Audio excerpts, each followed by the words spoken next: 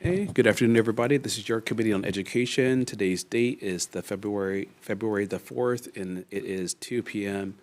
And we are in conference room 309 in your state capitol. We're going to take one bill out of order today. So we will start with HB 627. This is with regards to the Department of Education and School Safety. First up, we have DOE offering testimony and support.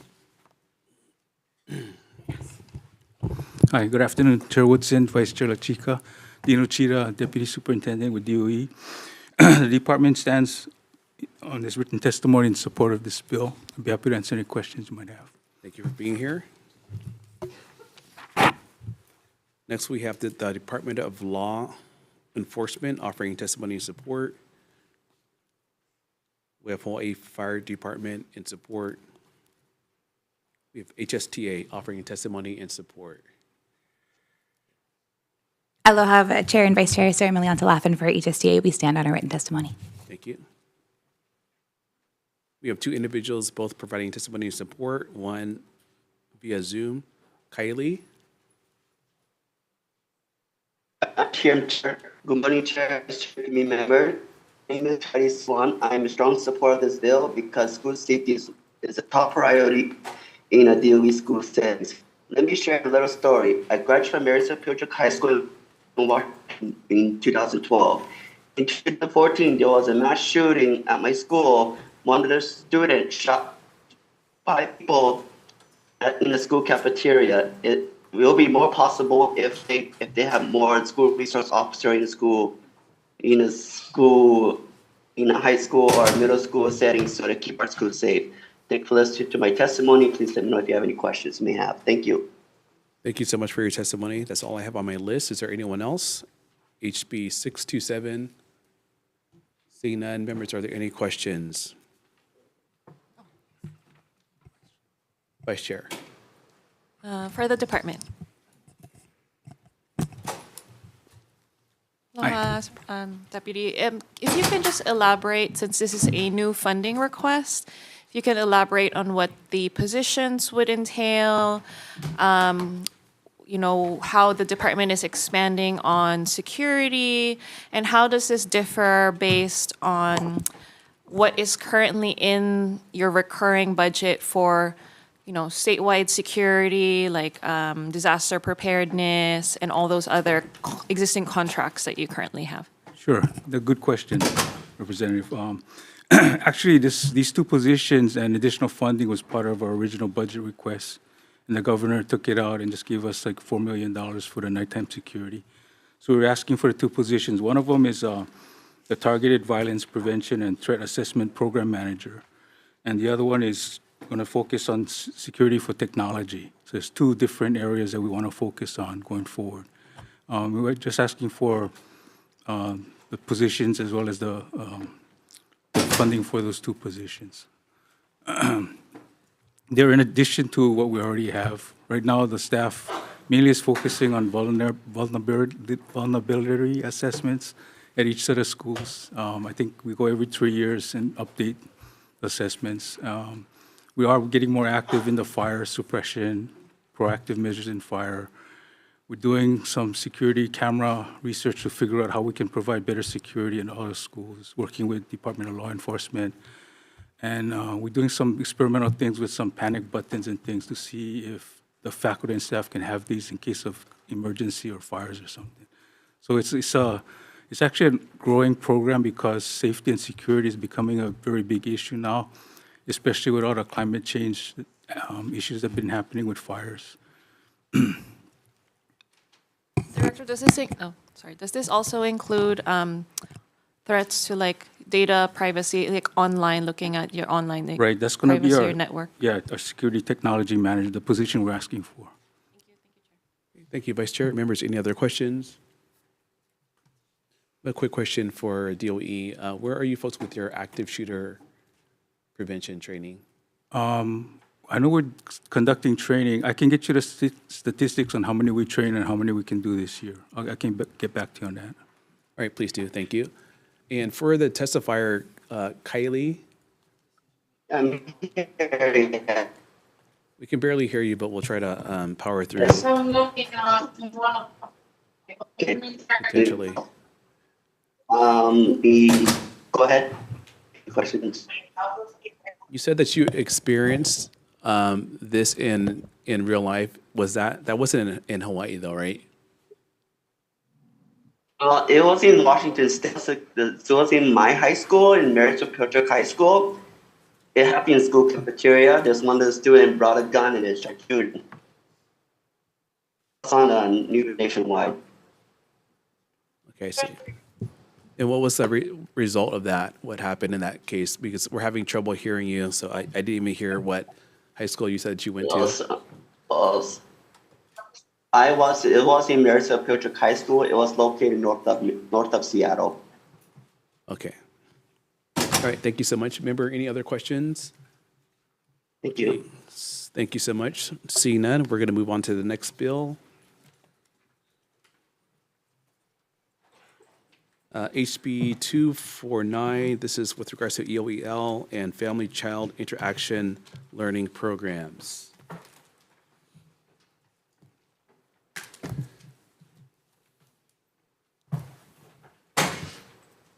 And first up, we're going to have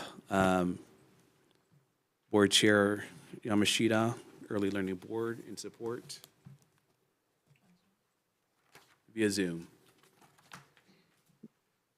Aloha Chair Woodson and Vice Chair LaChica and members of the committee. Mahalo for this opportunity to testify.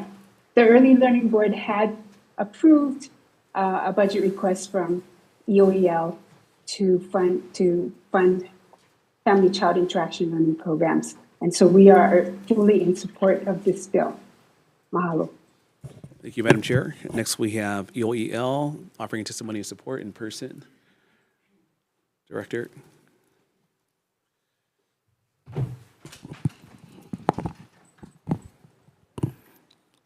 Hi, Chair Woodson, Vice Chair LaChica, and members of the committee. I'm Yuko Arikawa Cross, Director of the Executive Office on Early Learning. EOEL supports HB 249. Currently, we also allocate $800,000 per year for FCIL program contracts and we support this measure, which would expand state funding for FCIL programs. We also appreciate the addition of infant and early childhood mental health, provided that the appropriation covers the expanded scope. Thank you for the opportunity to testify. Thank you. Next, we have Commit to Keiki in support in person.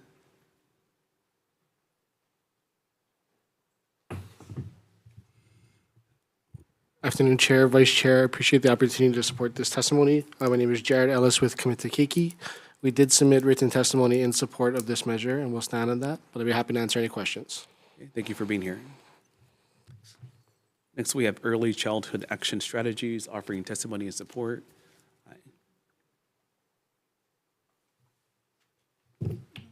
Hello, I'm Christina Simmons for Early Childhood Action Strategy. I wanted to just add a little bit to the information from what Yuko just said.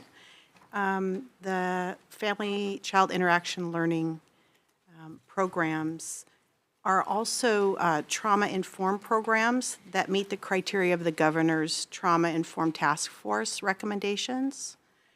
They're evidence-based, and they fulfill the prevention recommendations coming out of Malama Ohana's work group to improve the child welfare system. They also kind of bridged the divide between social services and education, improving outcomes in both, which is pretty cool. And they reflect local values within the state's budget. So thank you so much for allowing us the opportunity. Okay, thank you for being here. Thank you for your testimony. Next, we have Partners in Development Foundation offering testimony and support in person.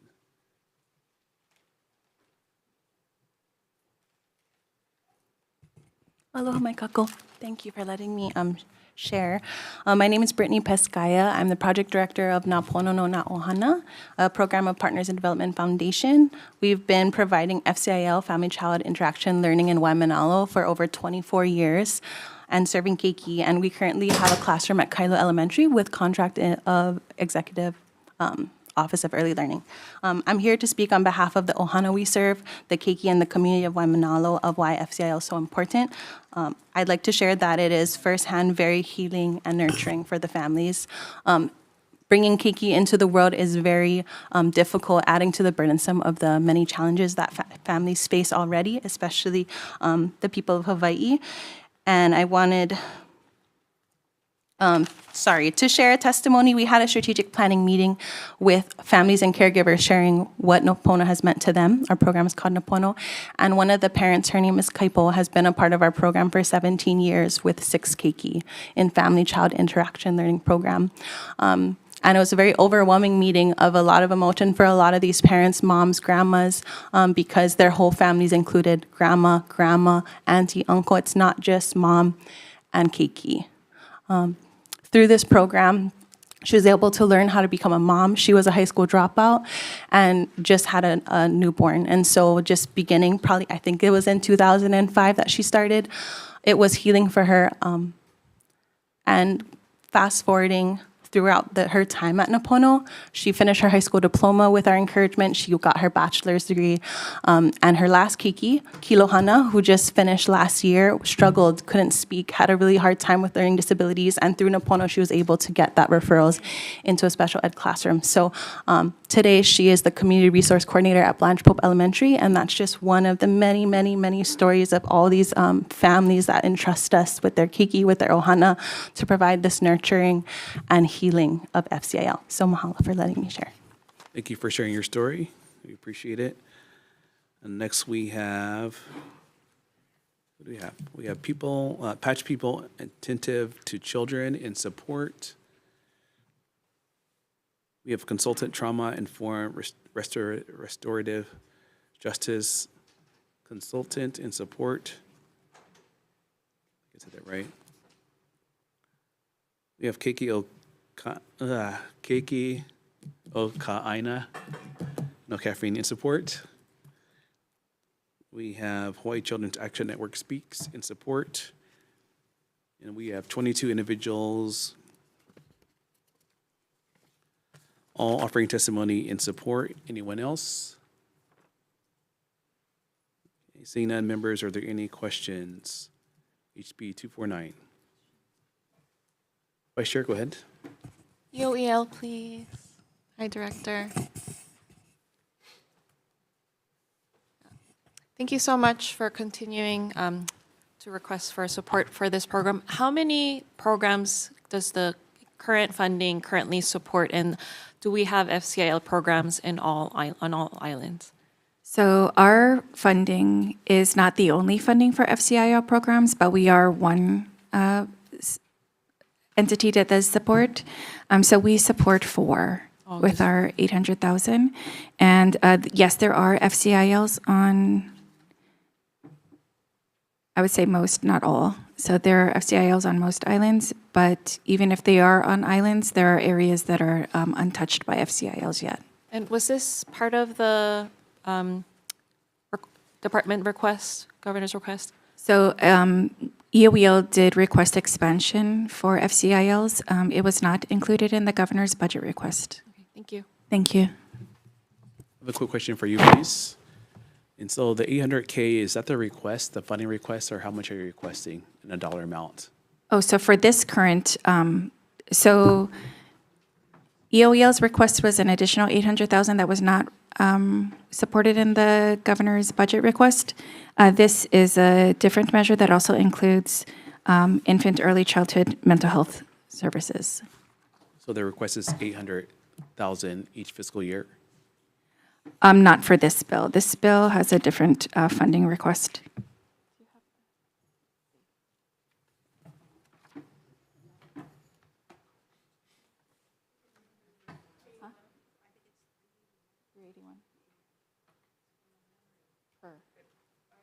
If you could just let me know by the time we Yes, I'm so sorry. DM. Yes. Okay, thank you so much, Director.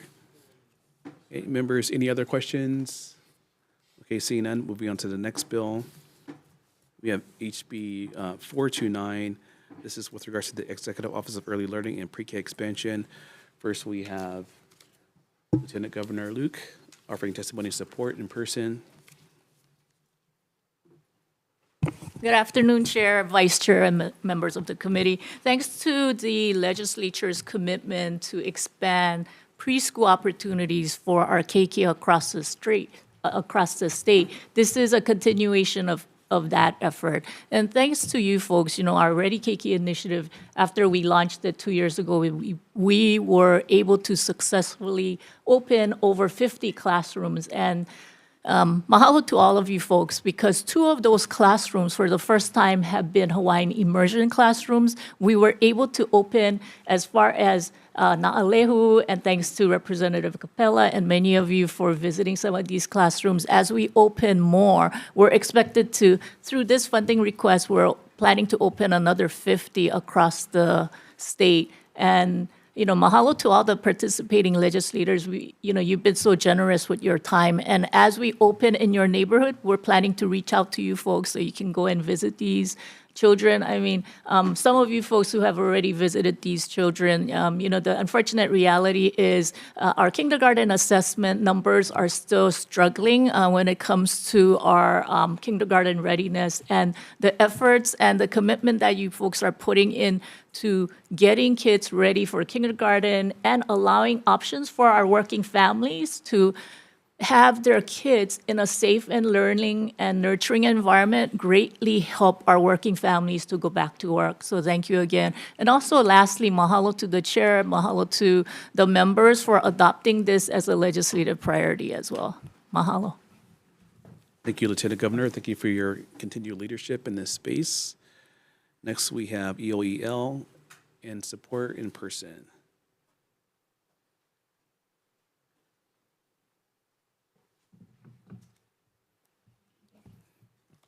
Chair Woodson, Vice Chair Lachika, and members of the committee, Yuko Arikawa Cross, Director of the Executive Office on Early Learning. We strongly support HB 429, and we thank the House Majority Caucus for introducing this bill. EOEL works in partnership with the Hawaii State Department of Education to currently administer 72 public pre-K classrooms across 74 campuses statewide. The funding and positions in this bill will allow EOEL to add an additional 50 classrooms over the next 2 years and continue our trajectory of growth initiated by the Lieutenant Governor's Ready Keiki initiative. We also want to note that the funding in this bill was included in the Governor's biennium budget request. We appreciate the legislature's continued investment in our youngest keiki and their ohana, and respectfully request your support of this funding. Thank you. Okay, thank you, Director, for being here. Next, we have DHS offering testimony and support. Not present. We have HSTA offering testimony and support in person. Aloha, Chair and Vice Chair. Sarah Milianta Laffin for the Hawaii State Teachers Association. We were really excited to see this bill. Here's the secret. Teachers, well, one, we stand on our written testimony, but also we can tell who's attended pre-K. You can tell as a teacher who's had that early support. As a former third grade teacher, it really made a big difference to kids. And then as a teacher mom, I know I want pre-K for my 1-year-old, but as a public school teacher, I can't afford to pay for pre-K. I can barely afford the $1,500 a month for infant care. So knowing this is out there is huge. So it helps with care, it helps with education. We're so excited to see this. Please support. Thank you so much. You can tell if they attend pre-K. That's salient from a teacher. Thank you so much. We have Kamehameha Schools offering testimony and support. Wai Ale Ale. Oh, Ka'anoi, please come up. In person.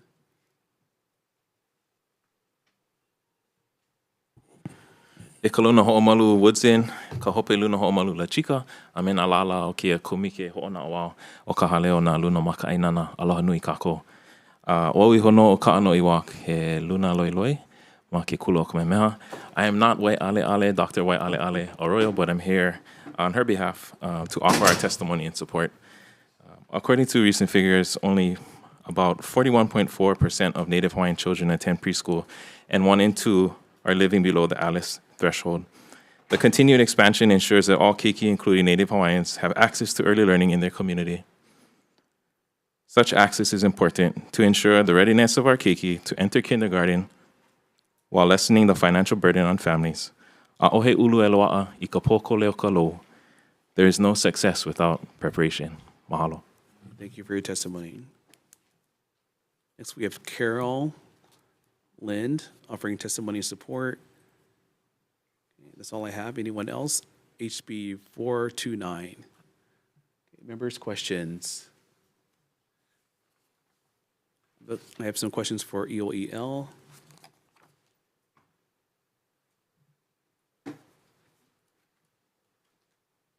Thank you again, Director, for being here. So would you agree that NEAR, the National Institute for Early Education and Research, is one of our nation's leading research entities that prescribe ECE policy? Yes. You would agree with that, okay. And so NEAR releases a state of preschool yearbook that assesses the quality of pre-K classrooms across the country. In their assessment, they have a benchmark as they define it. These benchmarks are related to quality. How many benchmarks does Hawaii as a state achieve? So currently, Hawaii has achieved 10 out of 10. So both EOEL public pre-K and also our charter public pre-K. So we're at 10 still. How many other states have 10? Currently, benchmarks? as of the last benchmarking, according to those measures, I believe there were 5. Okay. 5 states total in the country. Yes. Okay, thank you so much. Thank you for your efforts. Thank you for all that you do. May I ask LG to come up, please? Lieutenant Governor Luke. Lieutenant Governor, thank you for being here. You've been instrumental in helping push this initiative forward. You are the glue that holds all these efforts together. Can you explain what your vision is as it relates to moving this pre-K expansion forward into the future, and what do you see? Yeah, I think, first of all, thanks to Chair Woodson and thanks to the vision of the legislature, this is not something that happened overnight. This was long awaited commitment by the legislature to ensure that our 3- and 4-year-olds have access to preschool. As Kanoi said, the unfortunate reality in the state of Hawaii is basically less than 50% of our kids are going to preschool. So it's either the limited public options or the private options that cost in the upwards of $1,500 a month. And $1,500 or even higher than that is equivalent to paying for somebody's rent. And so the unfortunate reality for our working families and low-income families is they have to make a choice between whether they want quality care for their kids or they end up not going to work. And these are the things that, while we're dealing with cost of living issues, these are the things that impede somebody for being able to live and struggle in the state of Hawaii. So thanks to all your efforts in prioritizing this and ensuring that our 3- and 4-year-olds not just have a leg up when they go to kindergarten, but also allow for their families to have support system. The other thing that I wanted to touch upon, the reason why this is really important for me is that over the years, we have allowed for inclusion classrooms, or we have not done enough for inclusion classroom, which is we provide preschool services for our special needs kids, but not for regular gen education kids, and to integrate special needs kids with gen ed kids, allow for, at the young age, for them to learn from each other, for them to allow that acceptance, for them to have a place where you have inclusion classrooms. And that's really important for development, and that's really important for life experiences as well. And as we expand throughout the entire state, our concentration is really about providing equity. And even in the build-out, thanks to the Department of Education, thanks to SFA, thanks to EOEL, whether a child is in Na'alehu or whether they are in Waianae or Nahi Ena Ena, the classrooms that are built is exactly the same. Same equipment, same flooring, same bedding, so that each child, no matter where they are in the state, understands that they are special, regardless of whether they live in Honolulu or in the west side of here or west side of Maui. And I think that's something, a message that is underlying in the Ready Keiki initiative that we want to portray, not just in this program, but so that other programs can kind of mirror and say, hey, it is about equity. It doesn't matter where you are. It has to be the same throughout. Thank you, LG. Thank you for pushing this effort along. Members, any other questions? Hi, Lieutenant Governor. This is also something I'm very passionate about and very, very excited about. Can you share a little bit more about on the development and on the construction side? So I don't know if it was our last hearing or a couple hearings ago, we've been talking a lot with the School Facilities Authority and kind of their involvement in getting, some of these, classrooms also like developed. Like, what are some of like the new models in getting, because a lot of these communities like can't wait for that to come into their communities. And then also, have you had an opportunity to also look at state buildings and other, because I think we passed legislation last year to also allow for the use of state buildings as well? No, very good question. When we first started just 2 years ago, as a former legislator, I'm very impatient. So each and every one of you sitting in your very role, state can't work fast enough. And, you expect us on the executive side to be able to deliver. If we give you money, you better deliver something. And when I got elected as lieutenant governor, that was one thing that I carried into the executive branch.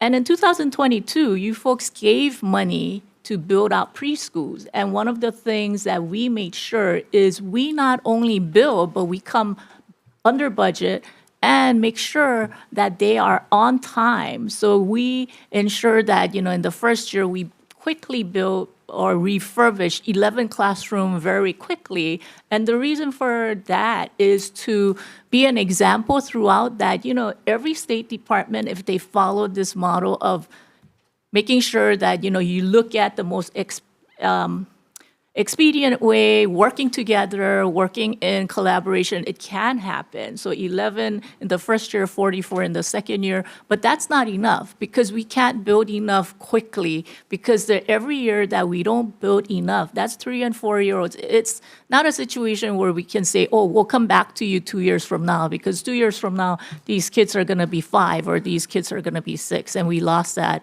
opportunity. So the more that we can push out on a yearly basis, the more kids we can take care of. So in working this is a situation where Department of Education, EOEL, SFA, there's a lot of planning that goes behind, whatever, there's a lot of discussion and collaboration that happens. And for them to even open one classroom, there is a lot of coordination with the school, with the community, with a lot of the stakeholders. So, they are putting in substantial amount of work. But in addition to the refurbishing of current classroom that can be used quickly for pre-K classroom, they're already working on doing modulars. They're looking at one of the things that we talked to Representative Capella is, are there state buildings that can accommodate childcare facilities? Now that we're also looking at House Bill 249. It doesn't have to be EOEL. It could be, family child interactive learning programs, or we're even having discussion with the library systems about incorporating childcare facilities at the library. So I think the legislature, in its vision and foresight, is working conjunction with us to look at how do you co-locate programs, how do you co-locate services so that we can maximize our resources. Thank you. Thank you. Members, any other questions for LG or anyone else? Seeing none, moving on to the next bill. We have HB 439. This is with regards to J1 teacher licensure. Okay. First up, we have DOE offering testimony in support.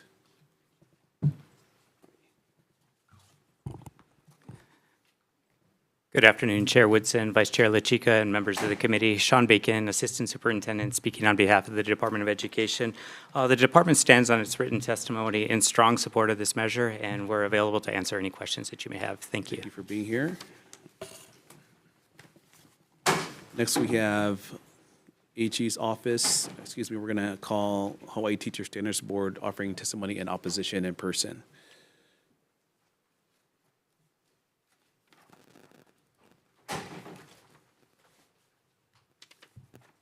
Good afternoon, Chair Woodson, Vice Chair LaChica, members of the committee. My name is Felicia Villalobos. I'm the Executive Director of the Hawaii Teacher Standards Board. Speaking on behalf of the board, we submitted testimony in opposition to this bill. I would like to add that while the Hawaii Teacher Standards Board understands the intent behind the bill, it is important to clarify that HTSB's licenses are not place-based. The board has established rigorous standards to ensure that all educators are properly trained, qualified, and capable of providing high-quality instruction to all students, regardless of where they completed their teacher preparation programs. These licensure requirements are applied equitably to all educators and is similar to other states and to other professions. While we hold our students to high standards, requiring them to perform well on various assessments, so should we not also require the educators who teach students in Hawaii meet the licensure requirements specific to our state. HTSB's current licensure process ensures that all educators meet the necessary qualifications to be effective in the classroom, whether they come from within the state or outside.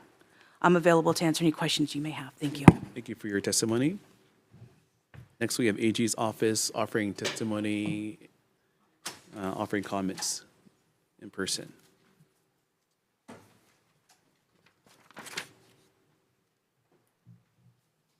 Good afternoon, Chair Woodson, Vice Chair LaChica, members, and Horiuchi from the Department of the Attorney General. As we noted in our testimony, we've got first just a couple of technical comments. One is to replace the word educators with the word teacher, as teacher is a defined term in Chapter 302A. Also, with regard to the new paragraph 7 in the bill, we noted that that paragraph combines two concepts, establishing the license and then setting forth conditions for the issuance of the license, which might be confusing.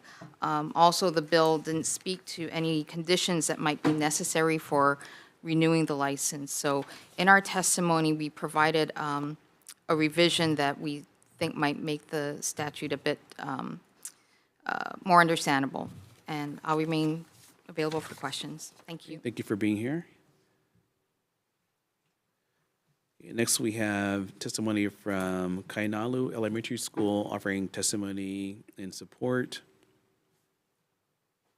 We have Oahu Filipino Community Council in support. Hawaii Friends of Civil Rights in support in person. Okay. Dr. Abayani, thank you for being here. We have Kauai Visayan Club offering testimony support. Here, Hawaii Association of Filipino Educators in support. Hawaii Chamber of Commerce in support. Hawaii Foreign Cultural Exchange Consultants, LLC in support. Hawaii Association of Filipino Educators in support. King's Church in support. We have individuals, Rachel, if you're here in support via Zoom.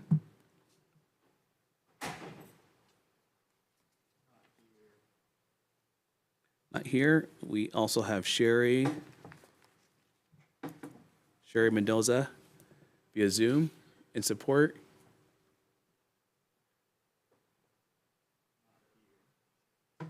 Not here. Lisa, individual in support. We also have Pinky, individual in support. These are individuals via Zoom. If you are here, just pop up and we'll get you in here in the fold. James. Oh, Pinky, go ahead, Pinky. We can't hear you. Hi, can you hear me? Yes, we can hear you now. Okay, hi,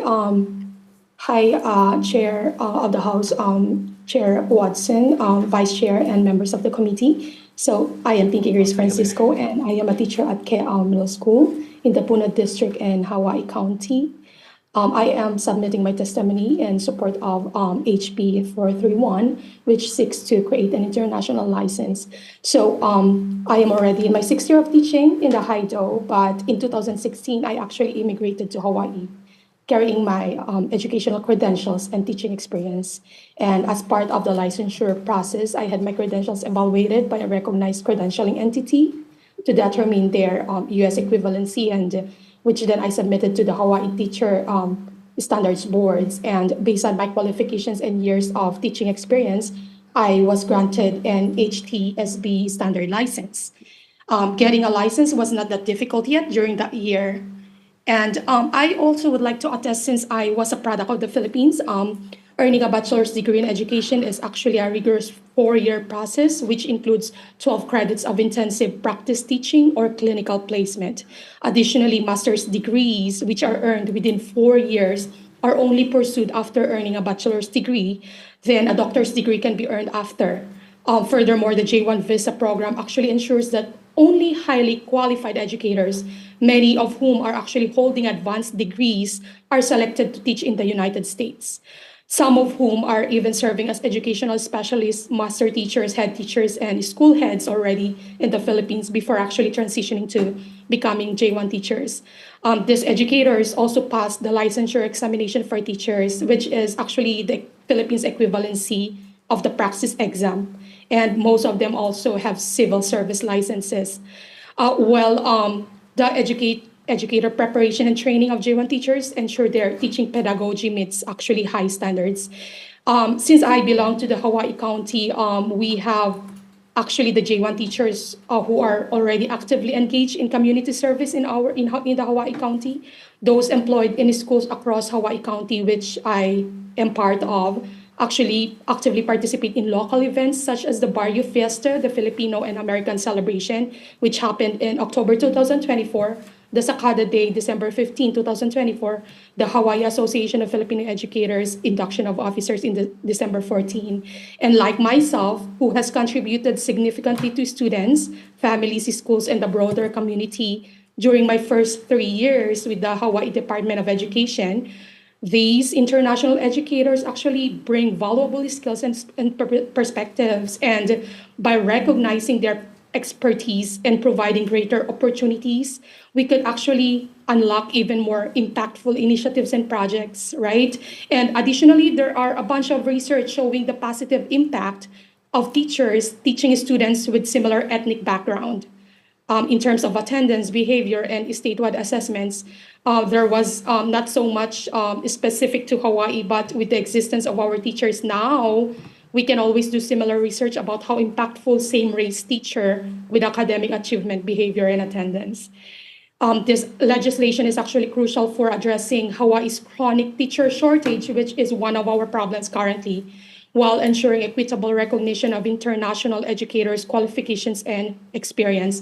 And by requiring the HTSB to establish a provisional pathway for visiting international teachers, this bill will promote diversity in our schools, which is an essential factor linked to improve student outcomes. And for these reasons, I respectfully urge the legislature to pass House Bill 439, and doing so will help ensure that Hawaii's students continue to receive high-quality education from well-prepared and highly qualified teachers, while, of course, reinforcing the state's commitment to equity and equal opportunity for all. Thank you so much for listening and for letting me provide my testimony. Thank you for your testimony. Next, we have James Urbaniak in person. Thank you for being here. We also have Douglas Boyer via Zoom. Are there any other Zoom testifiers wanting to testify on this measure? Is there anyone on the audience wanting to testify? HB 439. Members, please note we have 218 testifiers on this measure, all individualized, all 100% in support. Members, any questions? Vice Chair? This question is for James.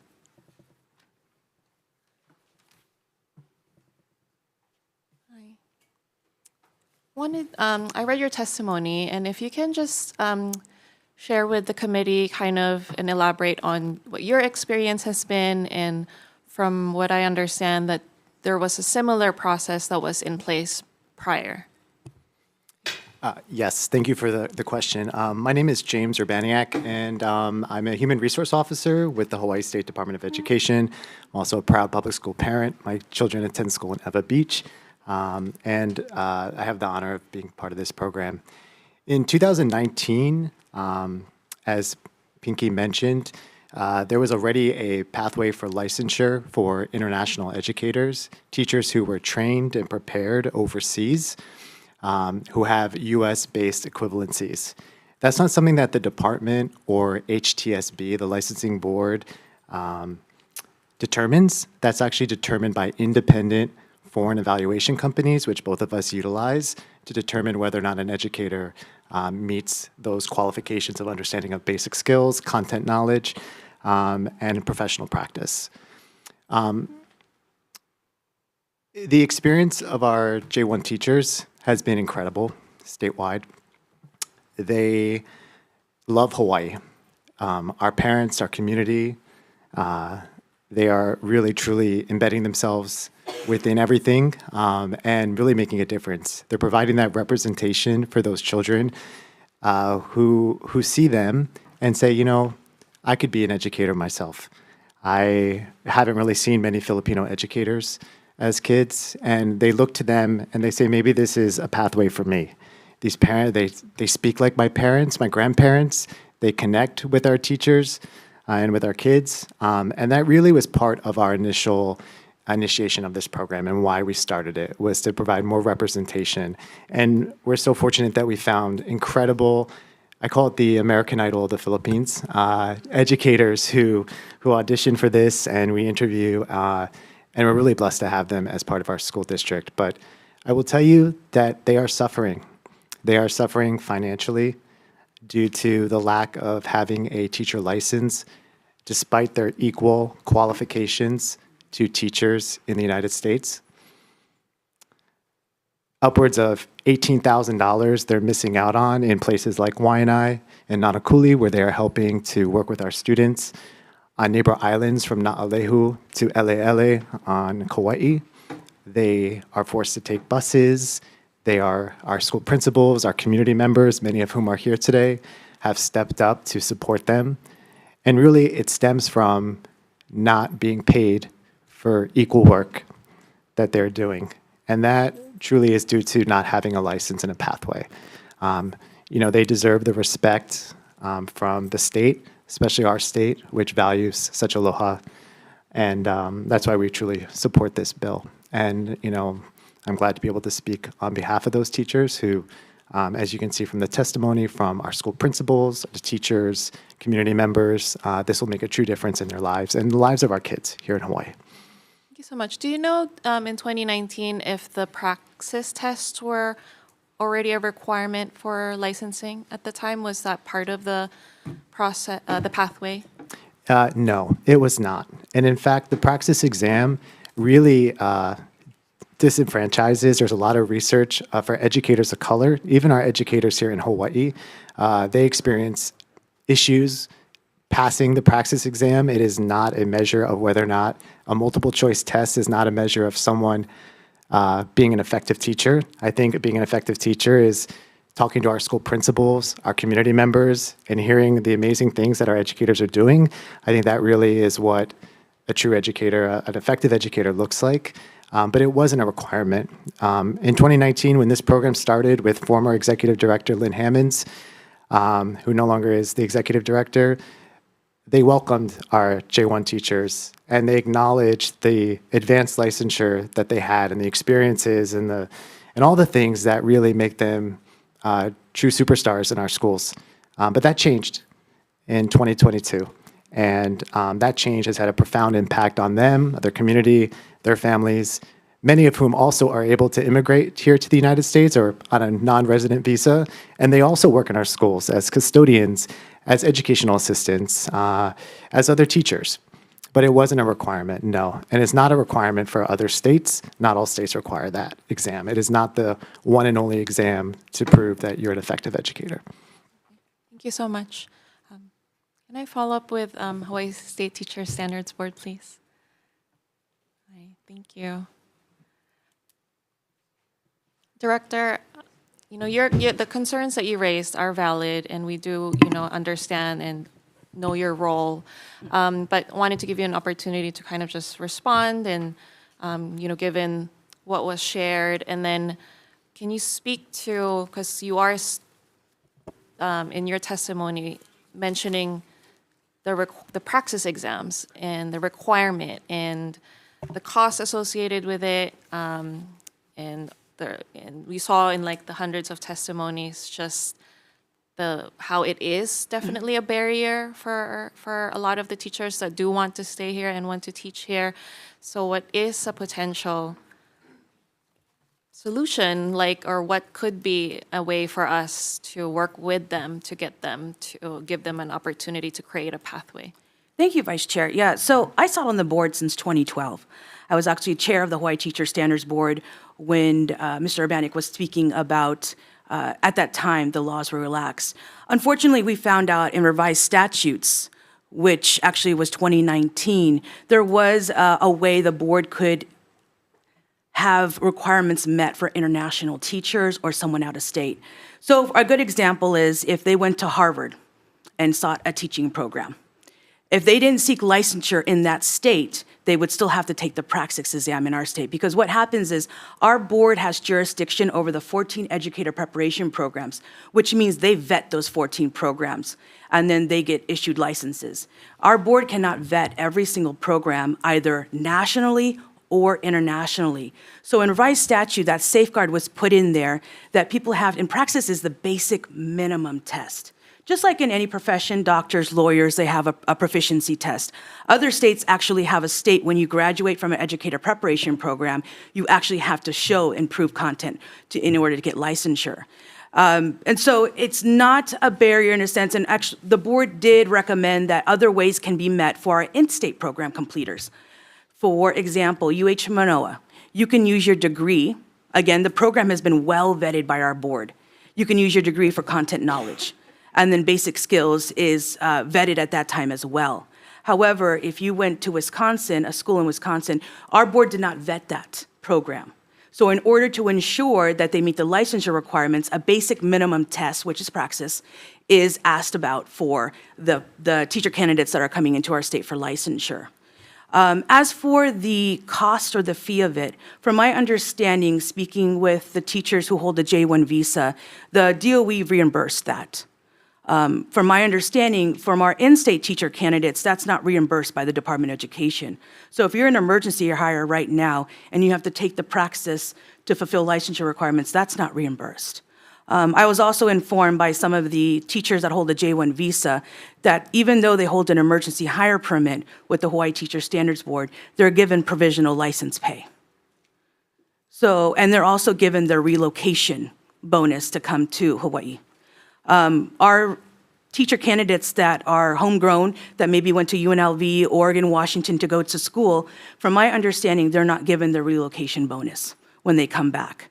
And if they have to take any praxis tests, they're not reimbursed, they come out of their pocket. And so the financial barrier, I understand, you probably read in our testimony, a lot of it is due to the program in which is bringing them over to Hawaii. I think it's tens of thousands of dollars they have to pay this company in order to bring them over. He mentioned other states in the testimony, like Alaska. Alaska has a $200 licensing fee. We do not. We have a zero licensing fee, zero application fee. They also have indigenous requirements they have to fulfill before becoming fully licensed. And this is, if you're teaching 25 years somewhere in Mississippi and you wanted to go to Alaska, you still have to meet the benchmarks of the indigenous requirements. Each state is allowed to make up whatever the requirements are for that state. Arizona, you have to take the Constitution test. So with the financial burden, I'm not sure it is due to the praxis test. It may be due to the system in which are bringing them over to teach in Hawaii. I'll hold my questions for now. Chair. Okay. Members, any other questions? Quick recess.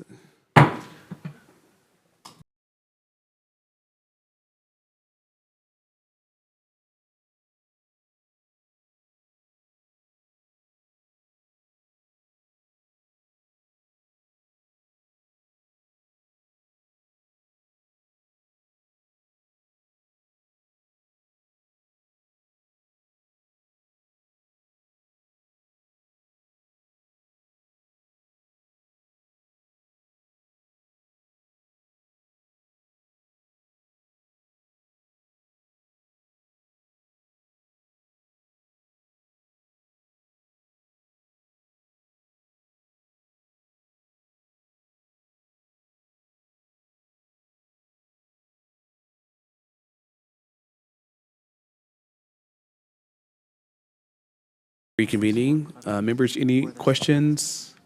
Is there a standard score cutoff You have a question? in all states? No. I have a question. Yes. First, can I call up DOE?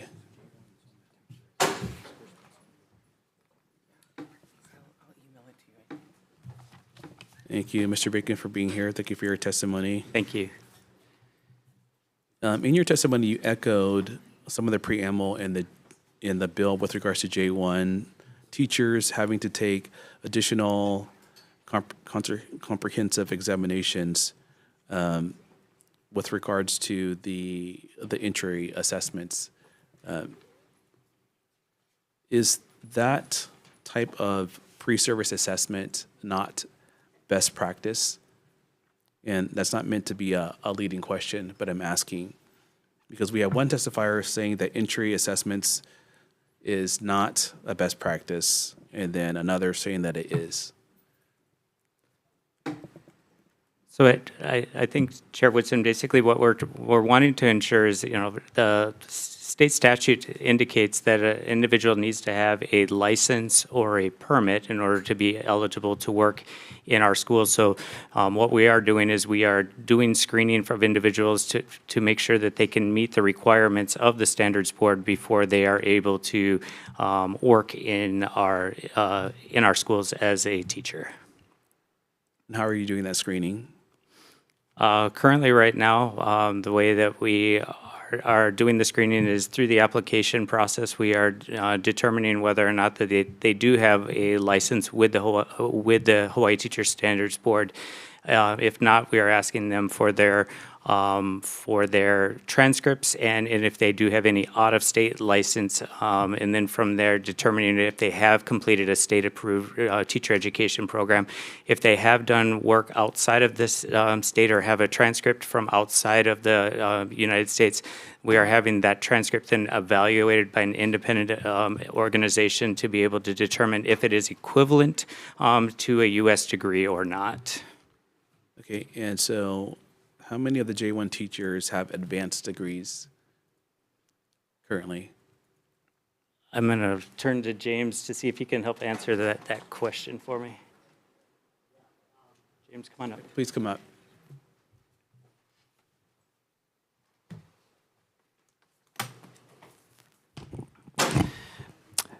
Out of the 218 that we currently have employed with us, close to 200 already have graduate degrees or higher. Some of them have multiple graduate degrees, and about close to 30 have PhD or doctorates, some oftentimes getting 2 through their work. Thank you for that. And how many of the J1 teachers go through a praxis or a praxis equivalent? So in the Philippines, as Pinky, the one testifier, had mentioned, the country of the Philippines does, or also the country of Kenya, where we have our J1 teachers are from, they all take a different type of assessment, which does like a basic skills, content knowledge, as well as pedagogy, which is how to teach, which is the equivalent of what the praxis exam is, which is basic skills, content knowledge, and pedagogy. All the exams are done in English, as they are all official languages of each of those countries. All right, thank you. HTSB, please, questions? Thank you for being here. We probably have more questions, so.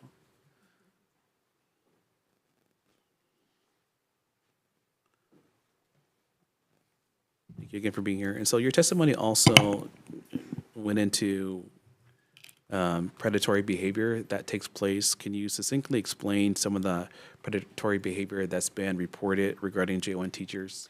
Yeah, and actually, I can call up Dr. Mitsuhiga. When we go to licensing conferences around the country, one of the biggest concerns is regarding this practice. And it was brought up at one conference in regards to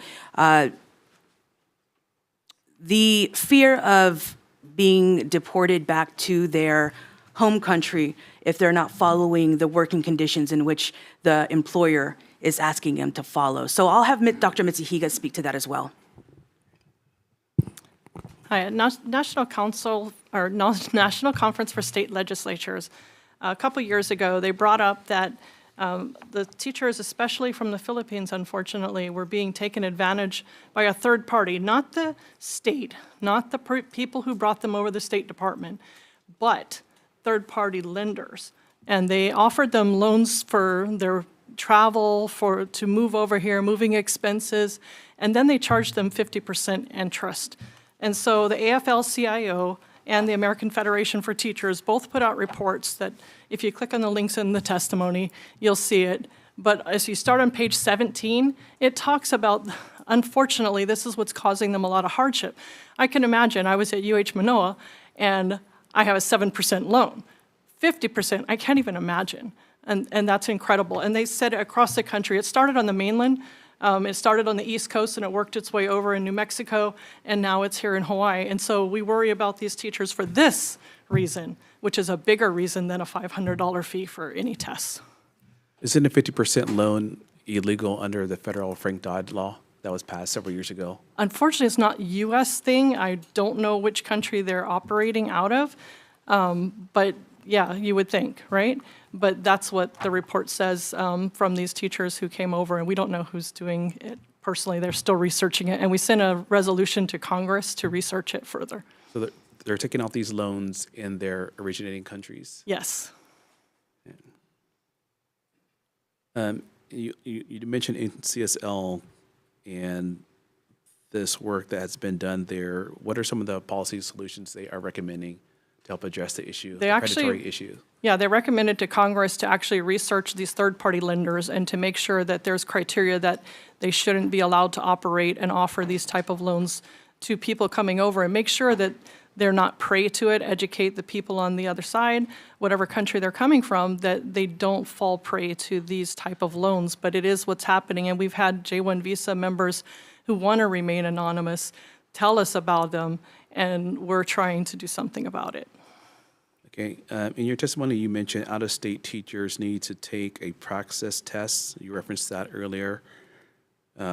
What do the candidates need to know to pass this entry examination? So there's 3 basic skills tests, and it measures proficiency in reading, writing, and math. So for instance, I actually got my initial license in California. So I had to take all of the tests in California to be licensed there. When I wanted to move to Hawaii to transfer, I had to take the state-specific test here, which was praxis.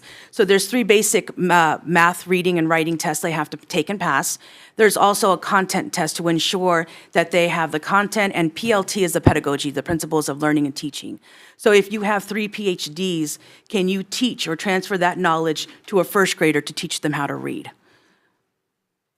So that's the pedagogy portion of it. So again, because the board doesn't have authority and vet every single program in the United States of America and or internationally, this is one of the caveats that in revised statutes allows the board to ensure that people are meeting basic minimum skills. And this is for everyone. Okay. Thank you. Members, questions? Please go ahead. Hi. So as a public school parent, I have a question, and I noticed that you said first grade, so let's just use grade school as an example. In this bill, I see a lot of Filipino and even one Kenya referred to, but does the language barrier create an issue? I'm going to have Dr. Jennifer Padua, if I can, have speak. She's our licensing specialist and works primarily with our educator preparation program, speak to that. Thank you.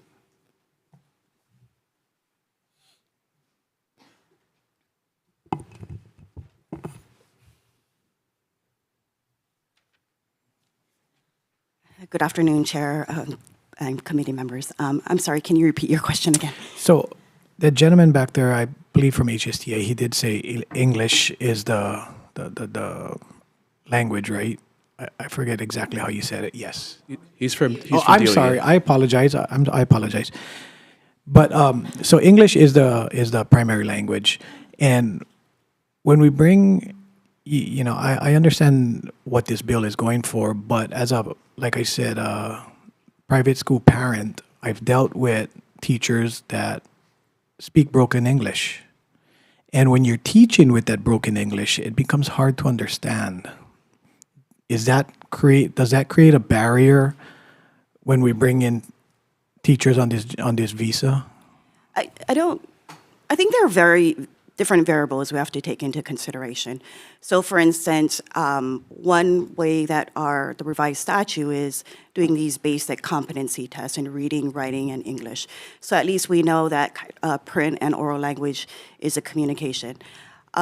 It depends on if people come with an accent. I was born and raised here, I'm Filipino, but just because I'm Filipino doesn't make me the best teacher over in Kalihi. Right? Because the different context of what we're doing for. So I think what we need to take into consideration is what are the attributes that teachers bring to them, right? So the sociocultural aspects, the language aspects, sort of the intonation, and as well as the dialect, right? Like I'm third generation here, I don't have those kinds of accents that probably my grandmother does.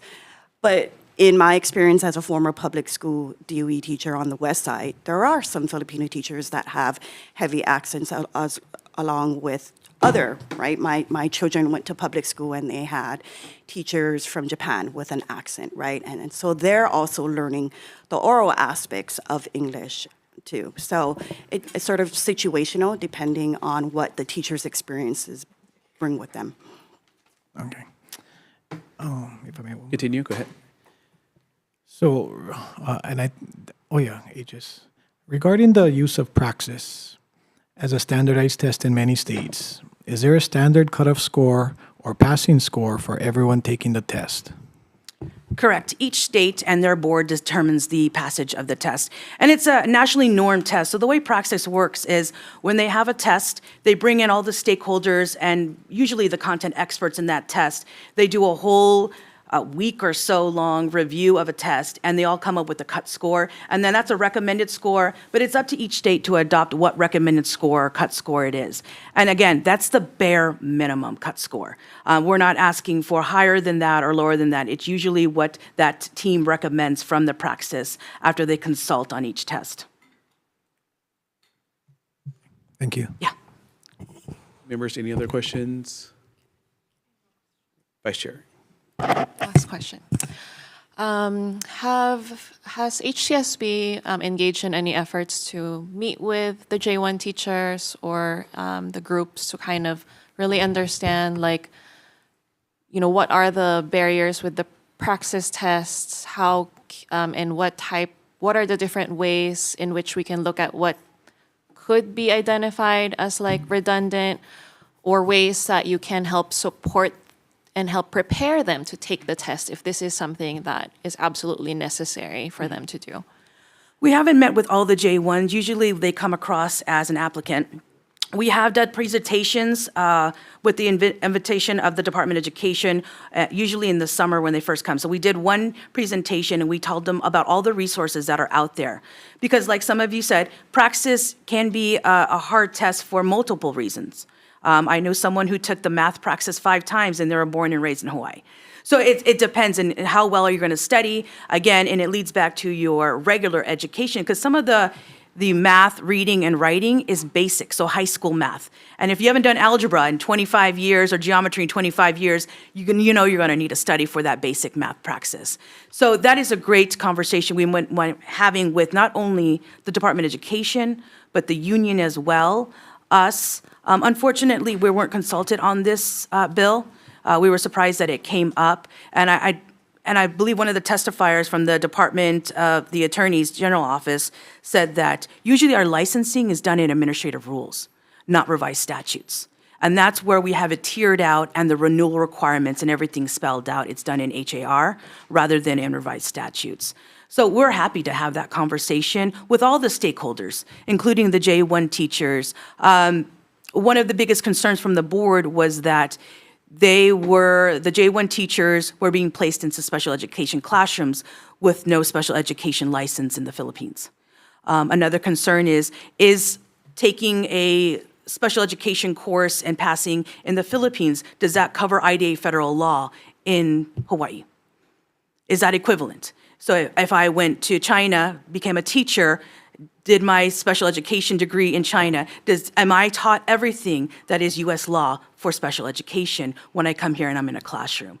So those are the concerns that the board has brought up as well with the equitability of a license from a different country, even a different state.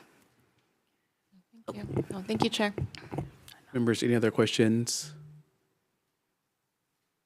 I have questions for the Standards Board and also the DOE together. So Mr. Urbanak, if you can come up representing our AS Bacon, whoever you think is best. So James, you're the specialist. You're in Yes. charge of this J1. That's why you're here. Okay. I don't know if I'm able to comment. I'm sorry, Chair. Okay, thank you so much. And so I'm just trying to seek clarification on some of the inconsistency in the testimony. Both can't be correct. And so one of you is saying that there's provisional compensation. The other is saying that there's a difference between $18,000 in some cases, which is correct. So, Chair, I'd like to point out that the praxis, if you are a licensed teacher, like I was from New Jersey, who moved here 20 years ago to teach in Hawaii, if I have a license from New Jersey and I move to Hawaii, I will be given a Hawaii license. If you are a licensed teacher from the Philippines who went through a teacher ed program similar to me in New Jersey, I will not get a Hawaii license. Praxis is not the requirement. It's not the test that you have to take in order to become a teacher in Hawaii. If you're licensed in, let's say, Minnesota or Oregon or Texas or Georgia, not all use the praxis test. They all have their own measure to determine someone's effectiveness as an educator and qualifications to receive a license. So I just want to just correct that praxis is not the only exam. If you have a license from another area and you apply for your Hawaii license, if you're trained in the US, you will get your Hawaii license. So I just wanted to make sure that clarification is noted. It's not a matter of that praxis must be the only test. Okay, do you want to respond to that? I'm listening, but go ahead. Yeah, so that's not 100% accurate because we have states right now, due to the teacher shortage, that are allowing full license. You can hold a full license in Florida if you have military experience. Some states, all you need is substitute experience without completing a state-approved teacher education program. So there are some states, because of the teacher shortage, who are lowering requirements. Again, international is different than U.S. in the sense where if someone, again, went to Japan or Kenya, or we can't control, we kind of know U.S. law for licensure. But when you break it out into international, now there's all different types of schooling. We know that even some bachelor's degree in one country is not equivalent to a bachelor's degree in the U.S. So that's not 100% accurate. We do have teachers currently today in preparation programs that do take the praxis test in order to be issued a license. But can you draw some general Yeah. conclusions based upon like PISA scores? What is the PISA score for the Philippines, the Program for International Student Assessment, which assess student outcomes based upon countries? We haven't done a compared to the crosswalk US? with Praxis and the Philippines testing scores. Again, like California has the RICA test and other tests. We don't do a crosswalk with other state tests or even international tests.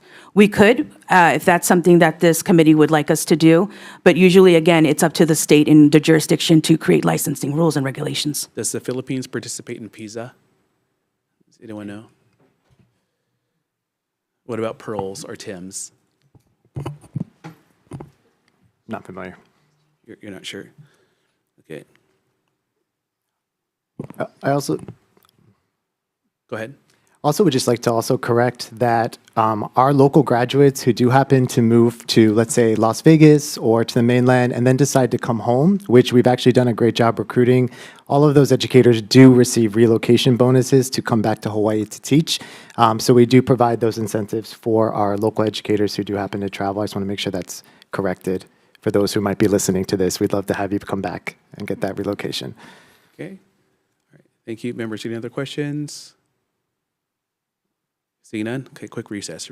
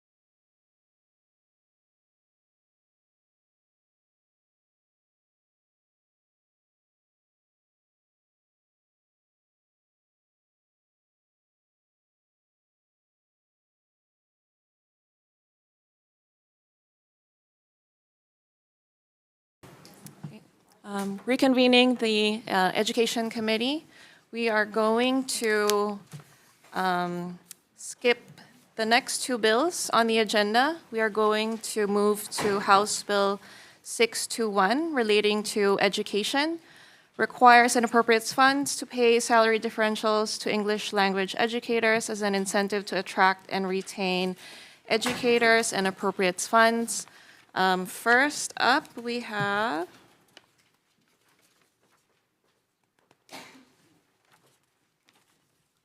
Department of Education in support, with comments.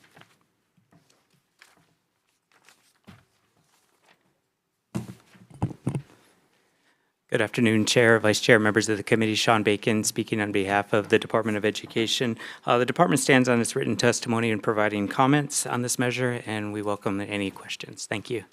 Thank you. Next up, we have the Attorney General providing testimony with comments in person.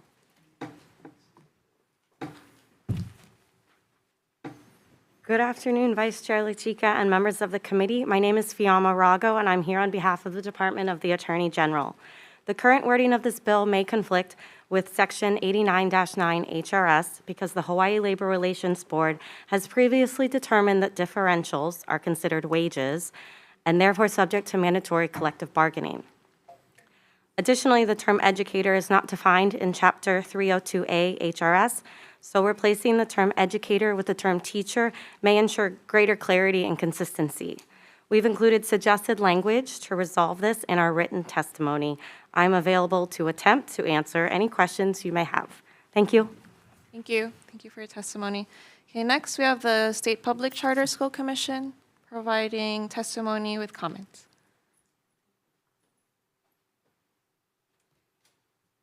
Aloha, Vice Chair Lachika and committee members. PJ4 on behalf of Dr. Ed No for the State Public Charter School Commission. We stand on our submitted comments regarding this bill and look forward to working with anyone as the matter moves forward. Thank you. Okay, next we have the Office of Collective Bargaining in opposition. Next, we have the Hawaii State Teachers Association providing testimony in support. Aloha, Chair and Vice Chair, Sarah Milianta Laffin for the Hawaii State Teachers Association. So this bill, one thing I want to say is that we do give differentials. We've done that before. We give differentials to hard-to-staff locations and to SPED teachers, so there is already precedent for differentials. If you walk into an EL classroom, you could hear students speaking in 15 languages, and that teacher has to figure out how to teach math and how to teach reading. All of these at one time. These are some of the hardest working teachers on your campus, and it's super important that we compensate them for their work. So we were excited to see this moving forward. And again, this is just a great strategy to recruit and retain excellent teachers. So we stand on this. Thank you so much. Next up, we have Hawaii Children's Action Network speaks, providing testimony and support. We have Hawaii Coalition for Immigrant Rights testimony.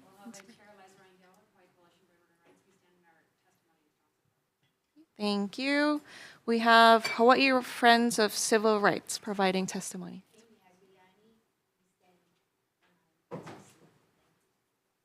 Providing testimony and support. Thank you so much. We also have Safe Haven Migrant Resource Center providing testimony and support. We have Secondary Student Conference Student Achievement Committee providing testimony in support. And I didn't count these, but I'm guessing several dozen individuals providing testimony in support. Is there anyone else wishing to testify on House Bill 621 in person or on Zoom? Okay, seeing. I can. Oh, yes, please hi. go ahead. Is it Hi Pinky? again. Okay, go ahead. I am Pinky Grace Francisco, and I am the EL coordinator and EL teacher at Ke'au Middle School. I used to teach at Ka'uha and Pahal Elementary School with more than 120 ELs, and now moving to Ke'au Middle School, I have 70 ELs, and right now I am the only sole EL teacher. So the role of an EL teacher is always a duality, right? because my role in here is a duality, having a full teaching line while doing compliance duties as an EL coordinator, which includes administering WIDA screener, WIDA access testing, which is actually happening right now, parent communications, infinite campus input of EL services and EL minutes, updating student record profile, joining IEP meetings if we have dual specified SPED and ELs, and a lot more. And in my complex area with 9 schools, only 4 EL coordinators are actually TESOL licensed.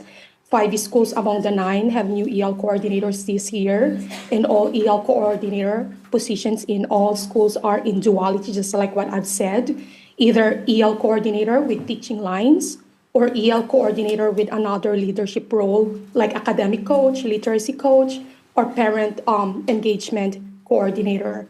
And well, there are a number of TESOL licensed teachers within my school and my complex area, but they are very reluctant to be one because of the overwhelming expectations of the job.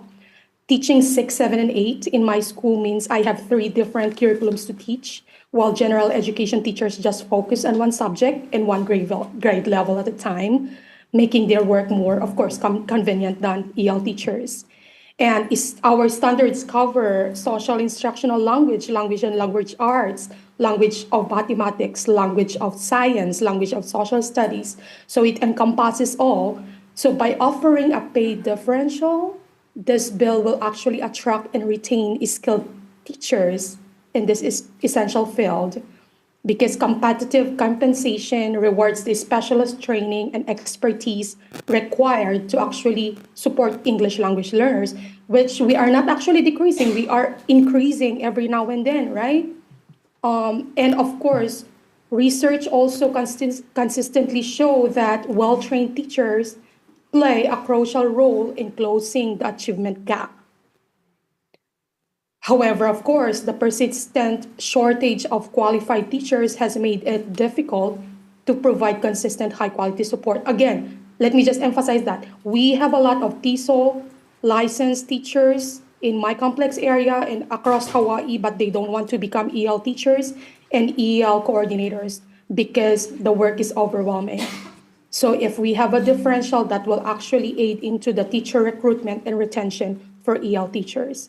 So for this reason, I urge the legislature to pass this bill and fully fund the proposed pay differentials, because by doing so, this will help ensure that Hawaii's multilingual learners actually receive the educational opportunities they deserve, while, of course, strengthening the state's commitment to an inclusive and effective public education system. Thank you so much. Have a great day. Thank you so much for your testimony. And we did have 74 individuals providing testimony in support. Okay. Members, any questions on House Bill 621? Okay. Chair, do you have questions on English language? No, it's okay. You can keep going. Just a quick question for DOE on this bill. Do you know how many vacancies currently we have for EL teachers? Thank you for the question, Vice Chair. So technically, the department doesn't have like a position called an EL teacher. Okay. We have an elementary teacher, a special education teacher, a secondary teacher, but we don't really have a teacher title that's an EL teacher. We did pull some kind of initial really rough data right now, so this is very rough, but I'll kind of just give it to you. So we did pull the ACCN number, so basically all the course descriptions that we have. And really what we've found is that we approximately right now we have about 194 HQ teachers that basically they're assigned to the course that is TESOL at this point right now. We also have approximately another 265-ish that are identified as non-HQ. So in total, we have about 460 teachers at this point right now. Again, that's very, very rough numbers at this point for that purposes. Got it. Okay, no, that was helpful because I didn't realize that it wasn't. So it's not there's not a title that's like an ELL title or coordinator, or but does it vary like school by school on how they call it? Yeah, so like kind of what we said in our testimony is, if this were to move forward, we'd like to really work on some criteria here to determine, the level of the differential and, what qualifications they would need in order to be paid the differential. Thank you so much. Thank you. Okay, next up we have, where am I? Yeah. Okay, next up we have House Bill 629 relating to therapy services, expands scope of practice for occupational therapists, physical therapists, and speech pathologists employed or contracted by the Department of Education. So first up, we have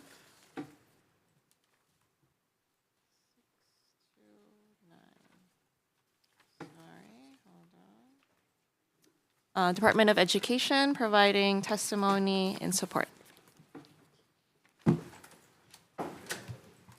Well, good afternoon, Chair Woodson, Vice Chair LaChica, members of the committee. I'm Heidi Armstrong, representing the Department of Education, and we stand on our written testimony of this bill in support. Thank you. Thank you. Next, we have Department of Human Services providing testimony in support via Zoom.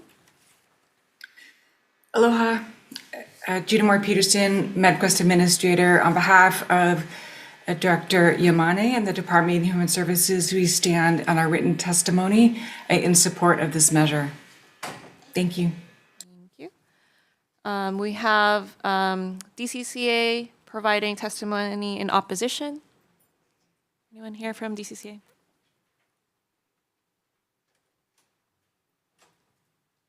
Good afternoon, Chair Woodson, Vice Chair LaChica. I'm Candace Ito. I'm the Executive Officer for the Occupational Therapist Program, and the department stands on our written testimony. Here for any questions. Thank you. Next, we have Board of Physical Therapy offering testimony, offering comments.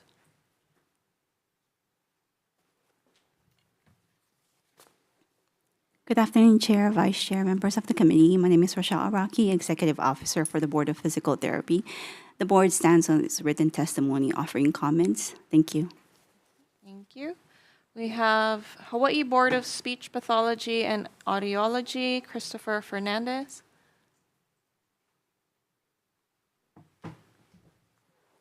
Good afternoon, Chair, Vice Chair, members of the committee. My name is Christopher Fernandez, Executive Officer for the Board of Speech Pathology and Audiology. I'm here to stand on the board's testimony supporting the intent and offering comments. Thank you so much. Next up, we have American Physical Therapy Association of Hawaii offering testimony in opposition via Zoom.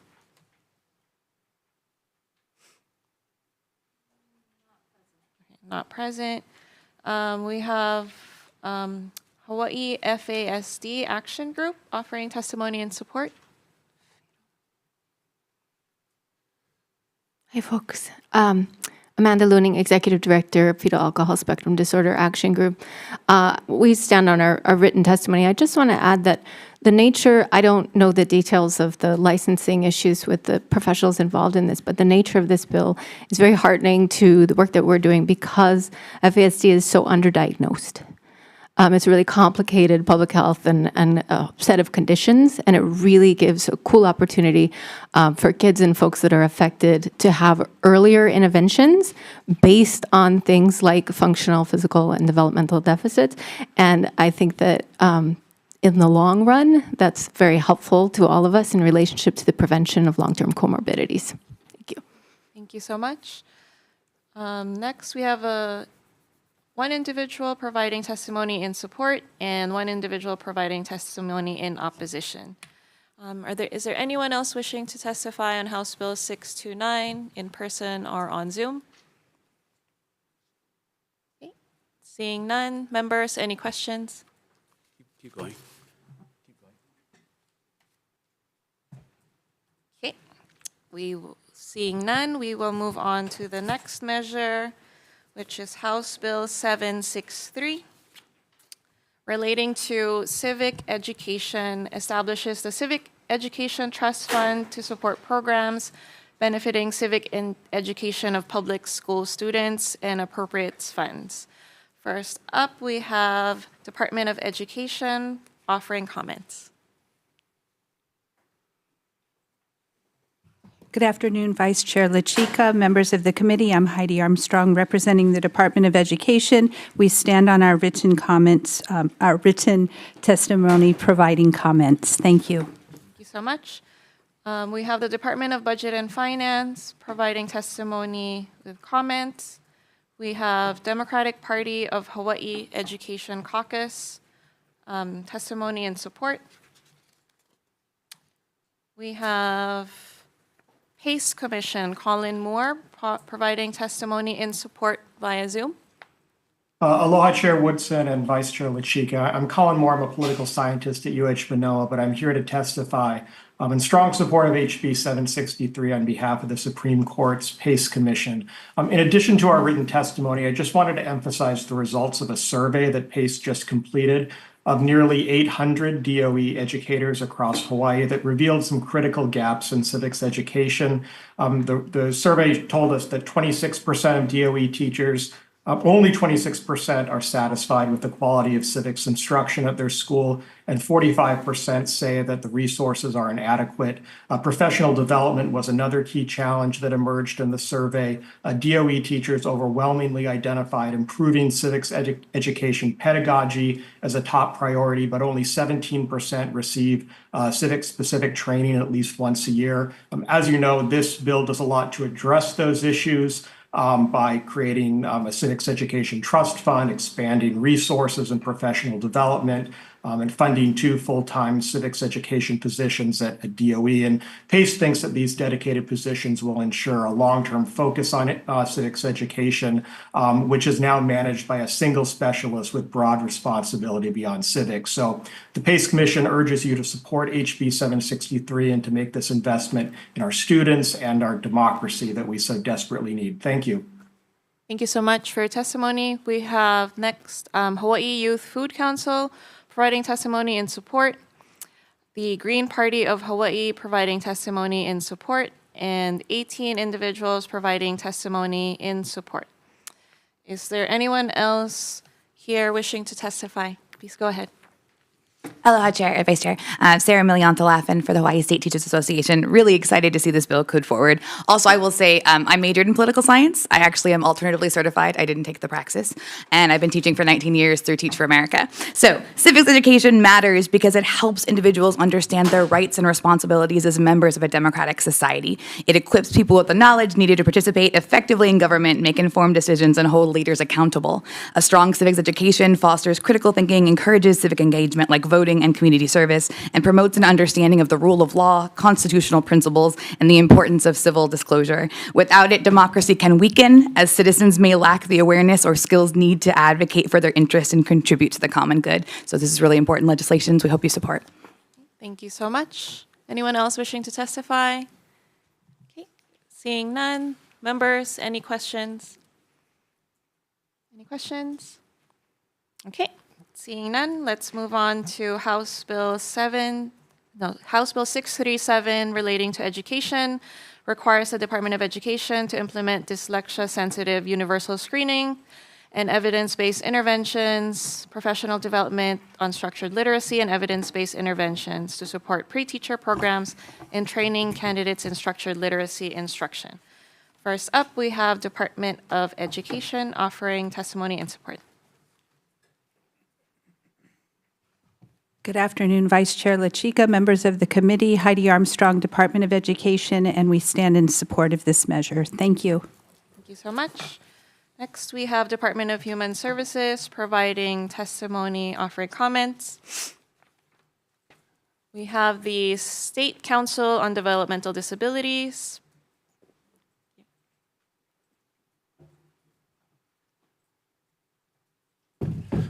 Aloha, Vice Chair, committee members. My name is Jay Silver. I'm with the Hawaii State Council on Developmental Disabilities. We'll stand on our written testimony in support, and just wanted to highlight, I'm an individual who has dyslexia. I was born and raised here.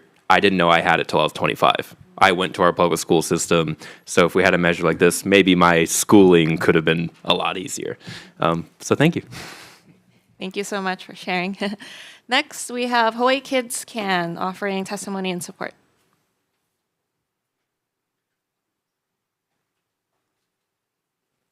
Aloha, Vice Chair LaChica, members of the committee. Hawaii Kids Can stands on our written testimony in strong support of this bill. We'd just like to note that in discussions with the DOE, our suggested amendment to align new dyslexia-related data collection is actually already been accounted for within the HMTSS system. So we feel that this suggestion is no longer necessary. Thank you. Okay, thank you so much. Next up, we have Early Childhood Action Strategy offering testimony and support. We have Renaissance Learning offering testimony and support. Environmental Caucus of the Democratic Party of Hawaii offering testimony and support. We have Luz Quality Home Healthcare Services testimony and support. And 4 individuals offering testimony in support. Is there anyone else here wishing to testify in person or on Zoom? Seeing none, members, are there any questions? Okay. Just quick follow-up question for the department. Hi, Heidi. Superintendent, did you get to hear the comment testimony from Hawaii Kids Can about that the amendment was no longer necessary? Their amendment. Was it? Oh. Oh, okay. Okay, it's not from the department. Oh, got it. Okay. Okay, scratch that. Thank you so much. Okay, take care. Okay. Seeing no questions, members, let's move on to House Bill 620 relating to education, establishes state policy to promote Braille literacy for eligible blind students, requires individualized education programs, sections 504 plans of eligible blind students to include the assessment and evaluation of eligible blind students' reading and writing abilities, instruction of Braille, and provision of Braille instructional materials under certain circumstances, requires the DOE to establish a Braille Literacy Resource Center and appropriates funds. Okay, first up, we have Department of Education offering comments. Good afternoon, Vice Chair, members of the committee. Heidi Armstrong, Department of Education. We stand on our written comments, and I wanted to preface in our comments, we recommend replacing the text of HB 620 with SB 530. And I wanted to clarify that both bills are saying similar things. It's just the language of SB 530 aligns more closely with the National Federation of the Blind, the agency that we work closely with. So it's a little bit more seamless in the language and the structure, but both bills are requesting the same thing. Okay, thank you so much. Next, we have the Attorney General offering testimony with comments.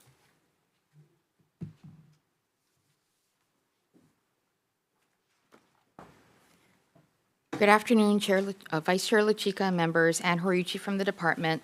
As we noted in our testimony, there is a section in the bill that we wanted to have some concerns with, and that's new section 302A-C subsection B. It's on page 5, lines 3 through 8, requiring that every individualized education program or section 504 plan of an eligible blind student include an assessment.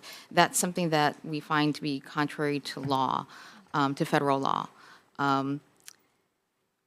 Those assessments are things that the IEP teams are required to consider and determine whether or not it's appropriate for each individual student. So requiring that the assessment be in the IEP, it may not be appropriate for certain students. So that's why we suggest that that section be stricken.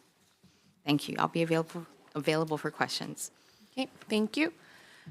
Next up, we have Department of Human Services offering testimony, providing testimony, offering comments. And then we have next the Hawaii State Committee of Blind Vendors offering testimony in support. We have the National Federation of the Blind of Hawaii offering testimony in support via Zoom. Yes, James Gashel here, testifying for National Federation of the Blind of Hawaii.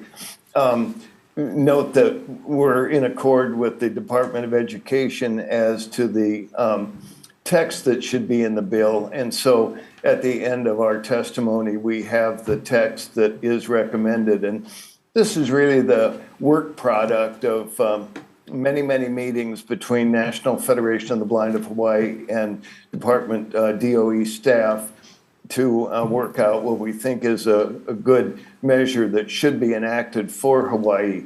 And let me say with regard to the Attorney General's testimony, I appreciate that she, in her written testimony, cited the federal regulation and, of course, the federal law. And I just want to mention the federal law on this, and I don't think it agrees with the Attorney General's representation of it. It's 20 U.S.C. Section 614D, and it says in the case of a child who is blind that the IEP team must provide for Braille or the use of Braille unless it's ruled out by an evaluation. So if we really leave the idea of whether or not there's going to be an assessment or an evaluation to the IEP team, as the Attorney General suggests, then to comply with the federal law, Braille would have to be provided. The choice of an IEP team is to provide Braille or to provide an assessment.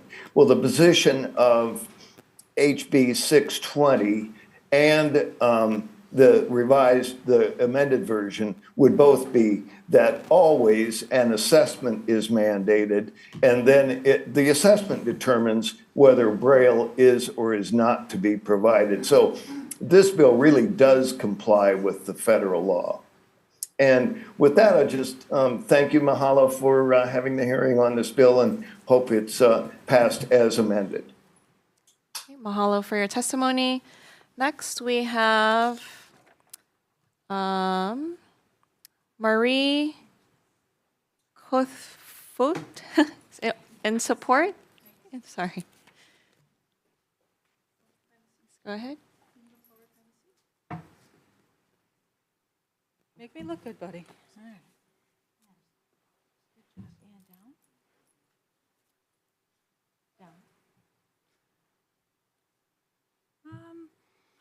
I probably don't need to find the mic. Am I okay? Yes. Oh, hi.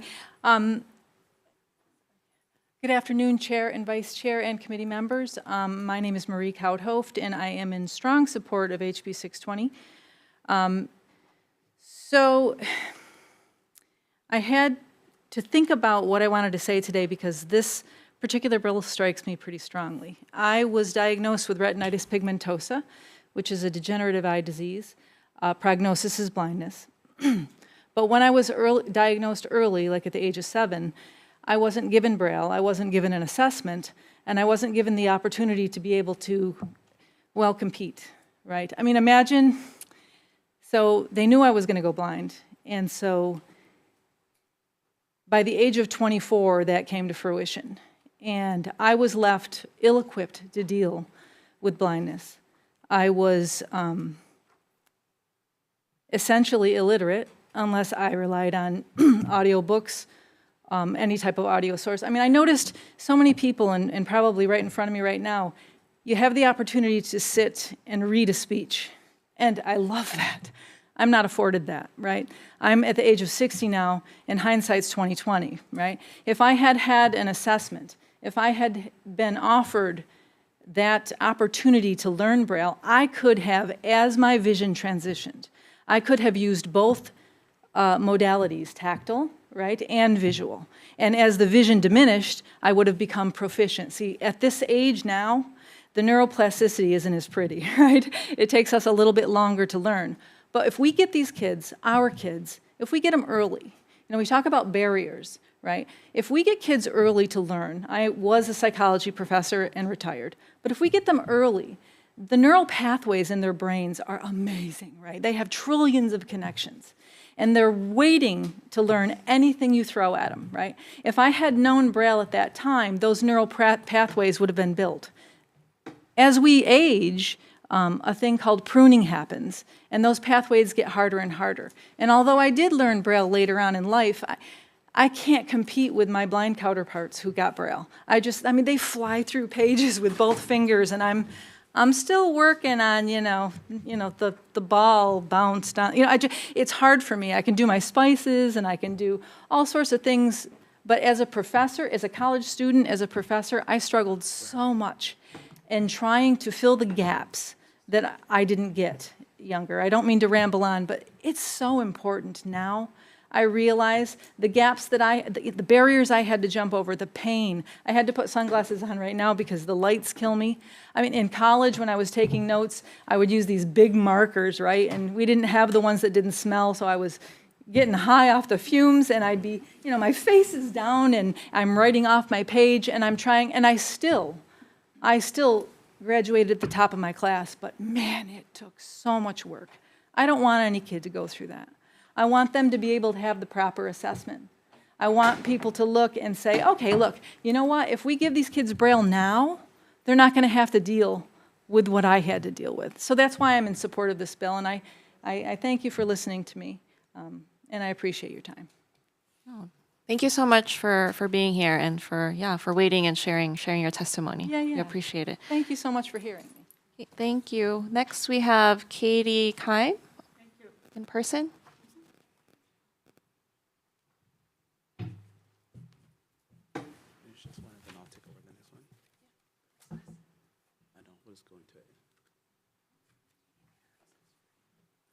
Aloha, good afternoon, Chair, Co-Chair, and Committee. Thank you for hearing my testimony today.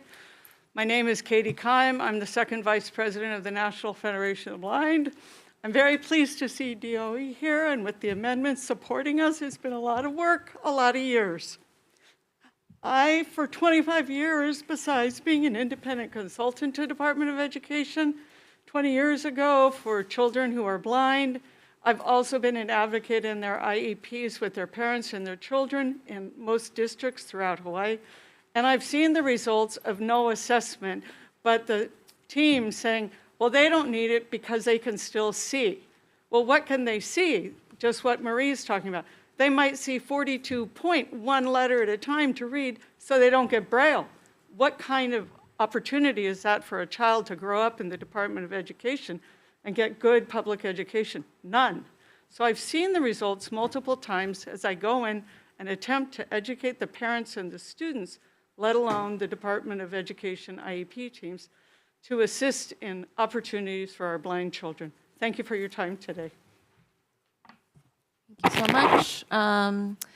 Next, we have Tabitha Mitchell providing testimony in support via Zoom. Yes. Can you hear me? Yes. Go ahead. Aloha, Chair Woodson, Vice Chair LaChica. Thank you very much for hearing this bill, having this hearing today, so we can talk about this bill.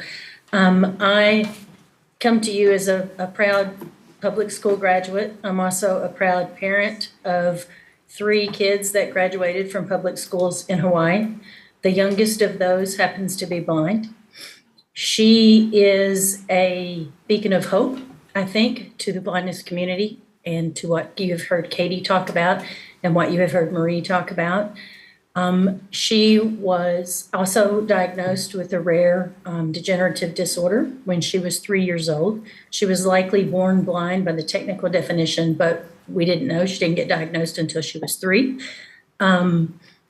And when she was first diagnosed, she had some vision, enough to kind of fool us to where we really didn't know that she was blind, because these guys are really good at adapting and using their non-visual skills. And I've lived it, so I know how easy it is for parents to think that, oh, it'll be okay. They can enlarge their paper, they can blow it up, they can use a CCTV. I was that parent. And I come to you today with somebody that has a master's of science in public health, and I've lived this life. And I was the parent that said, oh, she's got some vision.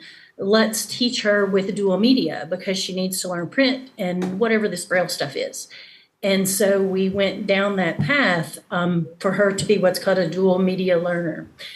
After I had the opportunity when she was about 5 years old to really kind of dig in and get exposure to blind role models, people that were what my daughter was going to be as she aged. As she got older, she was going to be blind. She was likely going to lose most of her vision, as you heard Marie talk about. And when I saw these blind adults that were riding the metro and that were taking the bus and they had full-time jobs, they were reading Braille, they were, cane users, some were dog users, they had independent lives. And I knew immediately that that is what I wanted my daughter to have and to be able to do. And I fully recognized that as I watched these guys and their non-visual skills and their capabilities, that what was paramount to most of those that were successful was Braille. And so in kindergarten, I went in and basically said, yeah, no, this dual media stuff is not where we need to be. It's a waste of time, because I had sheets of paper that were coming home to me, I kid you not, that I would tape together, and they were the size of a desk. And that was thought to be equitable to the other kids in the class when it came to a coloring assignment or, being able to look at something. And you're sitting here thinking to yourself, how does this make any sense? Because she's got a bigger piece of paper that she has to try to see and figure out. It just made absolutely no sense. And so when I aligned and tuned in to the non-visual concepts and tactile modalities of learning, as you heard Marie talk about, her learning took off. She went from being 3 levels below in her reading to whenever she started to pick up Braille and to have Braille skills in reading. And that was 100% what she was focusing on, not the dual media business.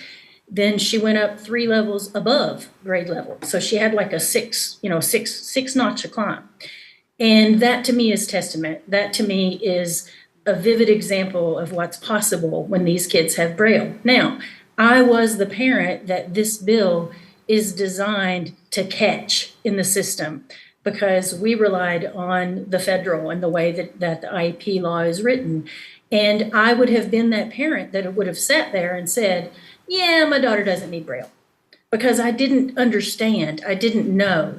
But if I had known the progression of her disease, and if I had known blindness and the capability of Braille, the other thing that this bill does that is hugely important is it destigmatizes Braille.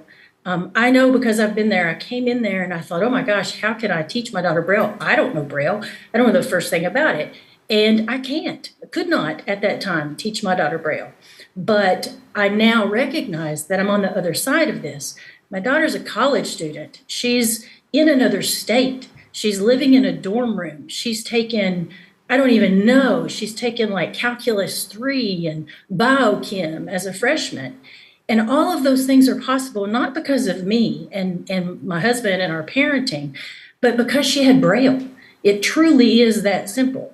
And, that our job was just to get her materials in her language at the same time as her sighted peers, so that she wasn't pushed down and she wasn't put behind, like you heard Marie talk about.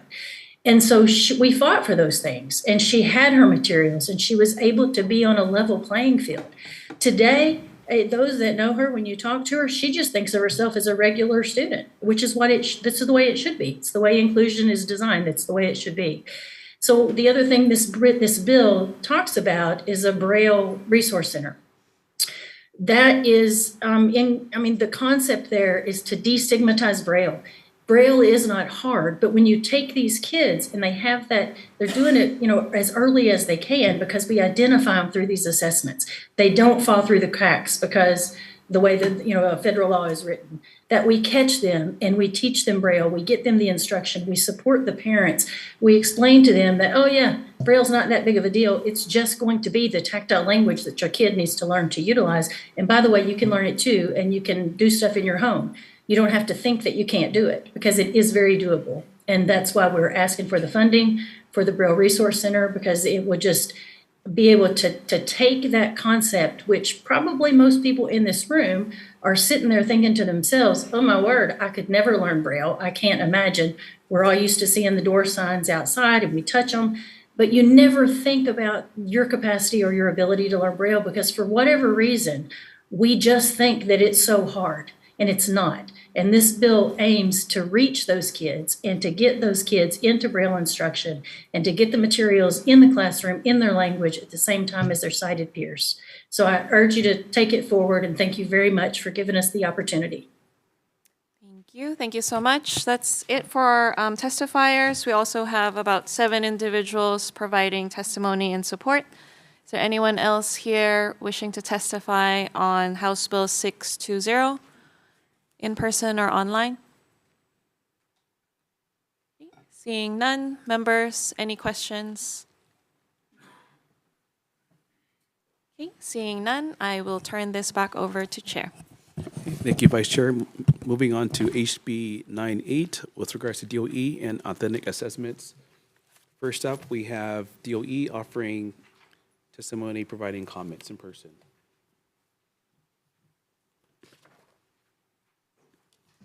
Good afternoon, Chair Woodson, Vice Chair LaChica, and members of the committee. I'm Heidi Armstrong, representing the Department of Education, and we stand on our written testimony offering comments. Thank you. Thank you so much.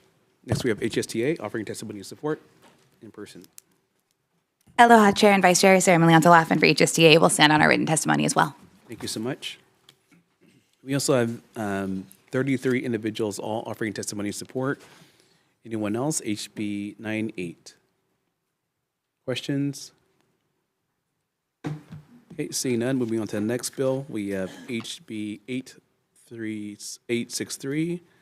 This is with regards to the Department of Education and school supplies for teachers. First up, we have is DOE offering testimony and support. Aloha, Chair Woodson, Vice Chair LaChica, members of the committee, Keith Hayashi, Superintendent, testifying on behalf of the Department of Education. That we stand on our written testimony in strong support of this measure. Thank you. Thank you so much. Next, we have Charter Schools offering testimony, Charter School Commission, offering testimony and support in person. Aloha, Chair and Vice Chair, and members of the committee. PJ4, on behalf of Dr. Ed No, Executive Director for the Charter School Commission, we stand on our submitted written testimony in support of this bill. Thank you for being here. Next, we have HSTA offering testimony and support in person. Aloha, Chair, Vice Chair, Sarah Milianta-Laffin for HSTA. We stand on our written testimony, but I will also just add, I was excited to see this bill. Since 2007, I've used the platform Donors Choose to fund supplies for my classroom. So one of the things on here that I love seeing is teacher-requested classroom supplies. Means I don't have to find 3 quotes. I don't have to buy the cheapest crayons. I'm kind of a pencil snob, and so I like Ticonderoga pencils for my classroom. So to start every year, I ask for 2,000 pencils on Donors Choose, and I get those funded for my classroom. I'm really excited to see the department expand this resource because it really stops the gatekeepers from saying what I'm allowed to have in my classroom and not. I would also just advise this board, if you want to see what your teachers need in your districts, put your zip code in and look at what the teachers are asking for. It's a great resource to see what teachers are requesting for teacher classrooms, and it really kind of gets a pulse on what's happening in your community. So really excited by this bill. Please support. Thank you so much for your testimony. Next, we have Democratic Party of Hawaii Education Caucus offering testimony and support. Environmental Caucus of the Democratic Party of Hawaii offering testimony and support. And we have 8 individuals all offering testimony and support. Anyone else? HB 863.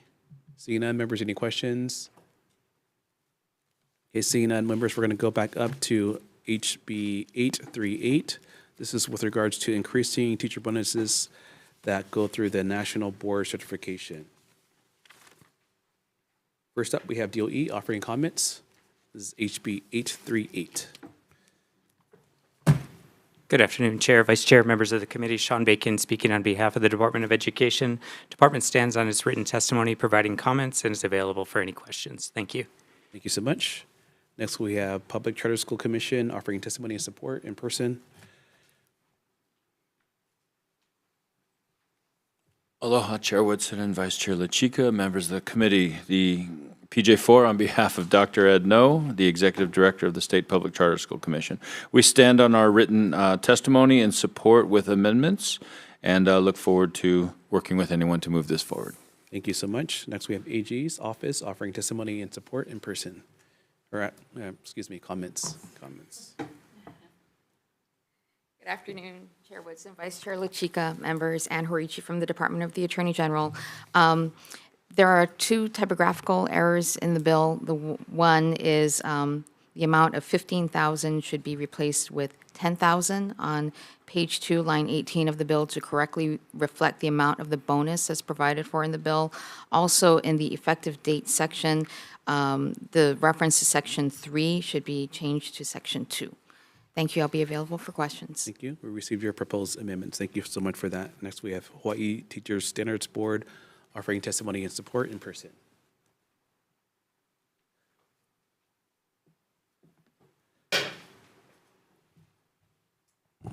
Good afternoon, Chair, Vice Chair, and committee members. My name is Felicia Villalobos, Executive Director of the Hawaii Teacher Standards Board.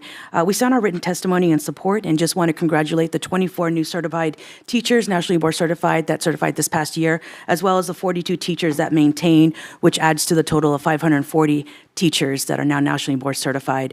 And also want to say that they did have to take a nationally normed test in order to be nationally certified, along with portfolios and other things they had to do. Thank you. Thank you for your testimony. Next, we have the Office of Collective Bargaining offering testimony in opposition, not present. We have HSTA, testimony and support in person. Aloha, Chair, Vice Chair, Sarah Milianta Laffin for the Hawaii State Teachers Association. We're excited by this because we know it helps us retain and recruit excellent teachers, so we stand in strong support. Thank you so much. Next, we have 35 testifiers, all testifying in support for this particular proposal.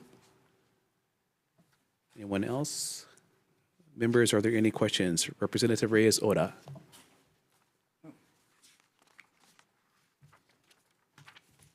Sure, can I ask the DOE?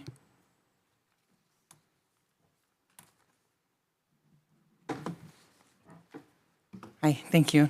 You're welcome. I know that your written testimony didn't reflect what the Office of Collective Bargaining said when it said that they oppose it because they believe that it should be in subject to negotiations.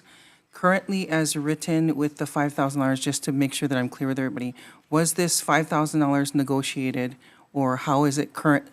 Because it's already currently in law. So is this negotiated right now? Thank you for the question. I'm not familiar on the history of, how it actually got there, but from my understanding, it is currently in statute right now, so the department is following the statute in order to pay out this incentive at this point right now. Okay, so if the law provides that teachers or anybody else get paid, the department must follow that law. So if the legislature were to move forward and it was to be approved by the legislature, the department would follow the intent of the legislature and adhere to the law. Okay, thank you. Thank you. Members, any other questions? Okay, seeing none, moving on to the last bill, HB 1202. This recognizes prior years of teaching service for compensation. First up, we have DOE offering testimony, providing comments. Chair, Vice Chair, members of the committee, Sean Bacon again on behalf of the Department of Education. We stand on our written testimony, providing comments and available for any questions. Thank you. Thank you so much. Next, we have Kulia Academy offering testimony and support. We have David Reed offering testimony and support via Zoom.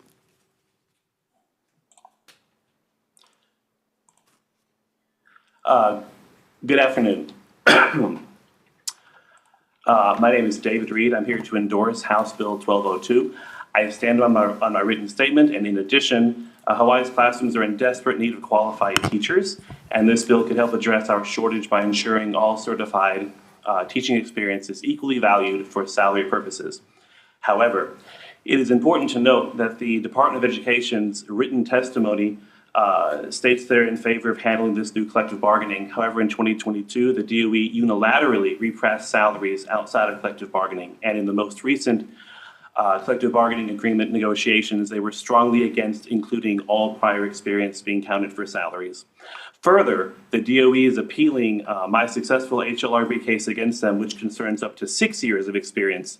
And the HLRB ruled that that their 2022 repricing was discriminatory and against the plain language of 89.9 F2. This is evidence the DOE has no desire to promote, this is evidence that the DOE has a desire to promote this inequity. We need this bill to ensure fairness and attract educators to our schools. The department and HSTA should not be left alone to solve this problem that they obviously will not solve on their own. Please, on behalf of over 1,000 teachers with prior experience, as estimated by HSTA, please get this bill passed, and I'm available to answer questions. Thank you. Are there anyone else wanting to provide testimony on HB 1202, HSTA? Sarah Milianta Laffin for HSTA. Thank you, Chair and Vice Chair. We stand in support. Thank you so much.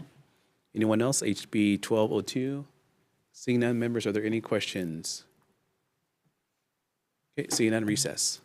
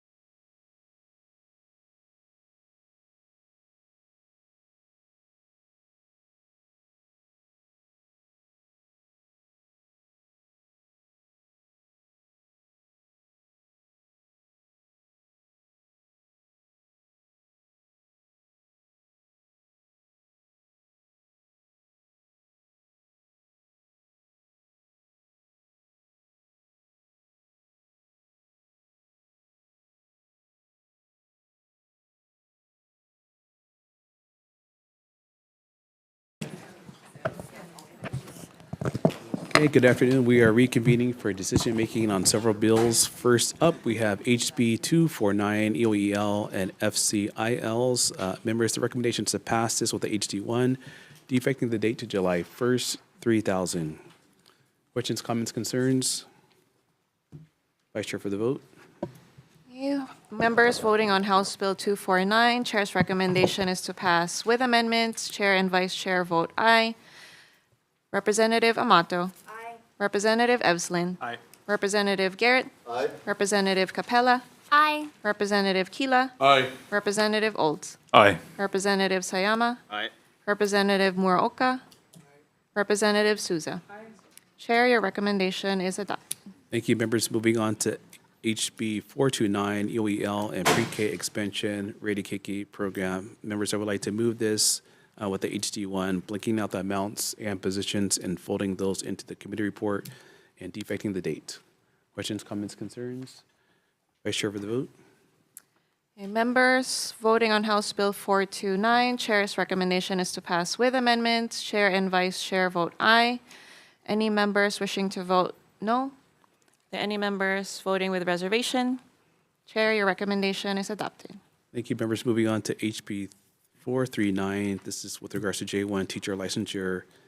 Members, I would like the board and the department to please try to work together on this. And so the recommendation is to pass this with the HD1. Starting off, members, with Section 2, that's found on paragraph 7, which is found on page 6, line 6. We'll keep the first sentence, which speaks to establishing a visiting international teacher's license, and then we'll remove the remainder of that language that goes on to page 7, line 5. And we'll add a new section that says that the Hawaii Teacher Standards Board shall set licensure requirements for that particular type of license. We'll also add a provision that says the Standards Board shall report back to the legislature before the next session on how we can better support J1 teachers, and we will defect the date to July 1st, 3000. Questions, comments, concerns? Vice Chair for the vote, please. Members voting on House Bill 439, Chair's recommendation is to pass with amendments. Chair and Vice Chair vote aye. Any members voting no? Any members voting with reservation? Okay. Reservations for Representative Muraoka. Any other members voting with reservation?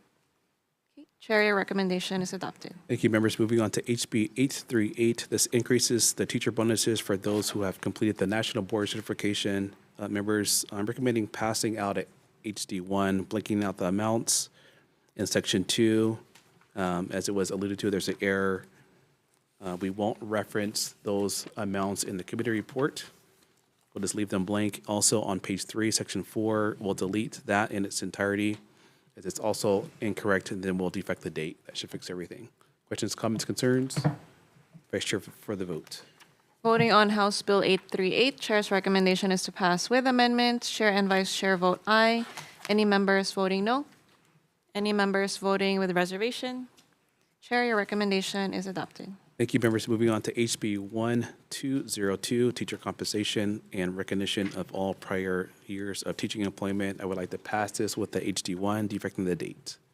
Questions, comments, concerns? Vice Chair for the vote, please.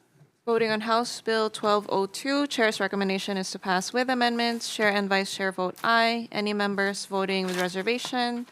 Any members voting no? Okay, Chair, your recommendation is adopted. Thank you, members. Moving on to HB 621, differentials for ELLs. That's at least what they used to be called, teachers. Recommendations to pass this with the HD1, defecting the date. Questions, comments, concerns? Vice Chair for the vote.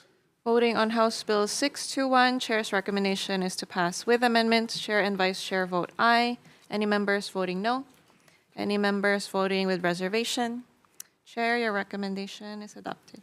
Thank you, members. Moving on to HB 627, the Department of Education and School Safety Measures. The recommendation is to pass this out, blinking out the amounts and FTEs, folding them into the committee report, and defecting the date to July 1st, 3000. Questions, comments, concerns? Vice Chair for the vote.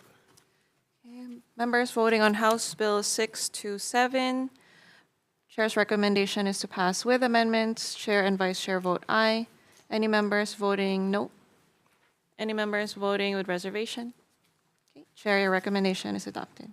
Thank you. HB 629, DOE occupational therapist, physical therapist, and speech pathologist, and scope of practice. Members, recommendations to pass this with the HD1, defecting the date.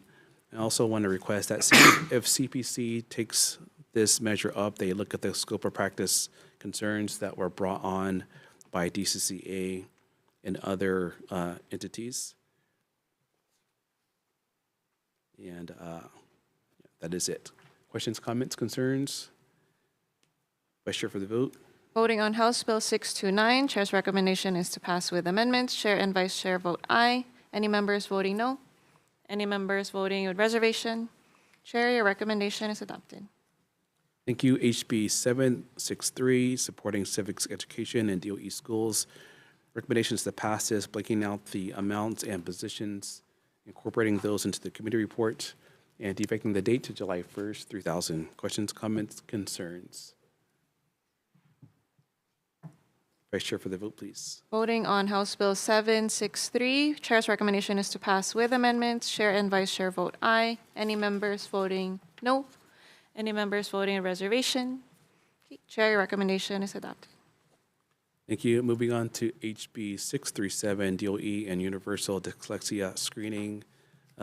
Recommendations to pass this with a HD1 blinking, or we're going to actually add an appropriation section with a blank dollar amount that's not included. And we're going to make a recommendation of $750K in the committee report. That's per DOE's testimony. Then we'll defect the date. Questions, comments, concerns? Vice Chair for the vote. Voting on House Bill 637, Chair's recommendation is to pass with amendments. Chair and Vice Chair vote aye. Any members voting no? Any members voting in reservation? Okay, Chair, your recommendation is adopted. Thank you, members. Moving to HB 620, DOE and Braille literacy. Members, there is a Senate bill that's moving, SB 530, that's more aligned with current action within the DOE. Chairs is inclined to gravitate towards that particular proposal, but for now, we'll pass this out with the HD1, defecting the date. Questions, comments, concerns? Vice Chair for the vote. Voting on House Bill 620, Chair's recommendation is to pass with amendments. Chair and Vice Chair vote aye. Any members voting no? Any members voting in reservation? Okay, Chair, your recommendation is adopted. Thank you. HB 98, DOE and authentic assessments and classroom-based measurements, recommending HD1, defecting the date. Questions, comments, concerns? Vice Chair for the vote. Voting on House Bill 98, Chair's recommendation is to pass with amendments. Chair and Vice Chair vote aye. Any members voting no? Any members voting with reservation? Okay, Chair, your recommendation is adopted. Thank you, members. Going on to HB 863, this appropriates funds for school supplies for teachers upon request. I really hope that this measure makes it through the entirety of the process. At least if there's not funds available, we can set up the framework. That would be a step in the right direction. Having said that, blanking out the dollar amount, adding that to the committee report, and we will defect the date to July 1, 3000. Questions, comments, concerns? Quick comment, Chair. Yes. I just want to thank the introducer on this measure. I think all of us at the table at some point have contributed to our teachers through donor choose. So having some of these monies available in a bill like this would, I'm sure, offset some of those costs. So thank you. Yeah, love this bill. Thank you. Any other questions, comments, concerns? Vice Chair for the vote. Okay, voting on House Bill 863, Chair's recommendation is to pass with amendments. Chair and Vice Chair vote aye. Any members voting no? Any members voting with reservation? Okay, Chair, your recommendation is adopted. Okay, thank you. Adjourn.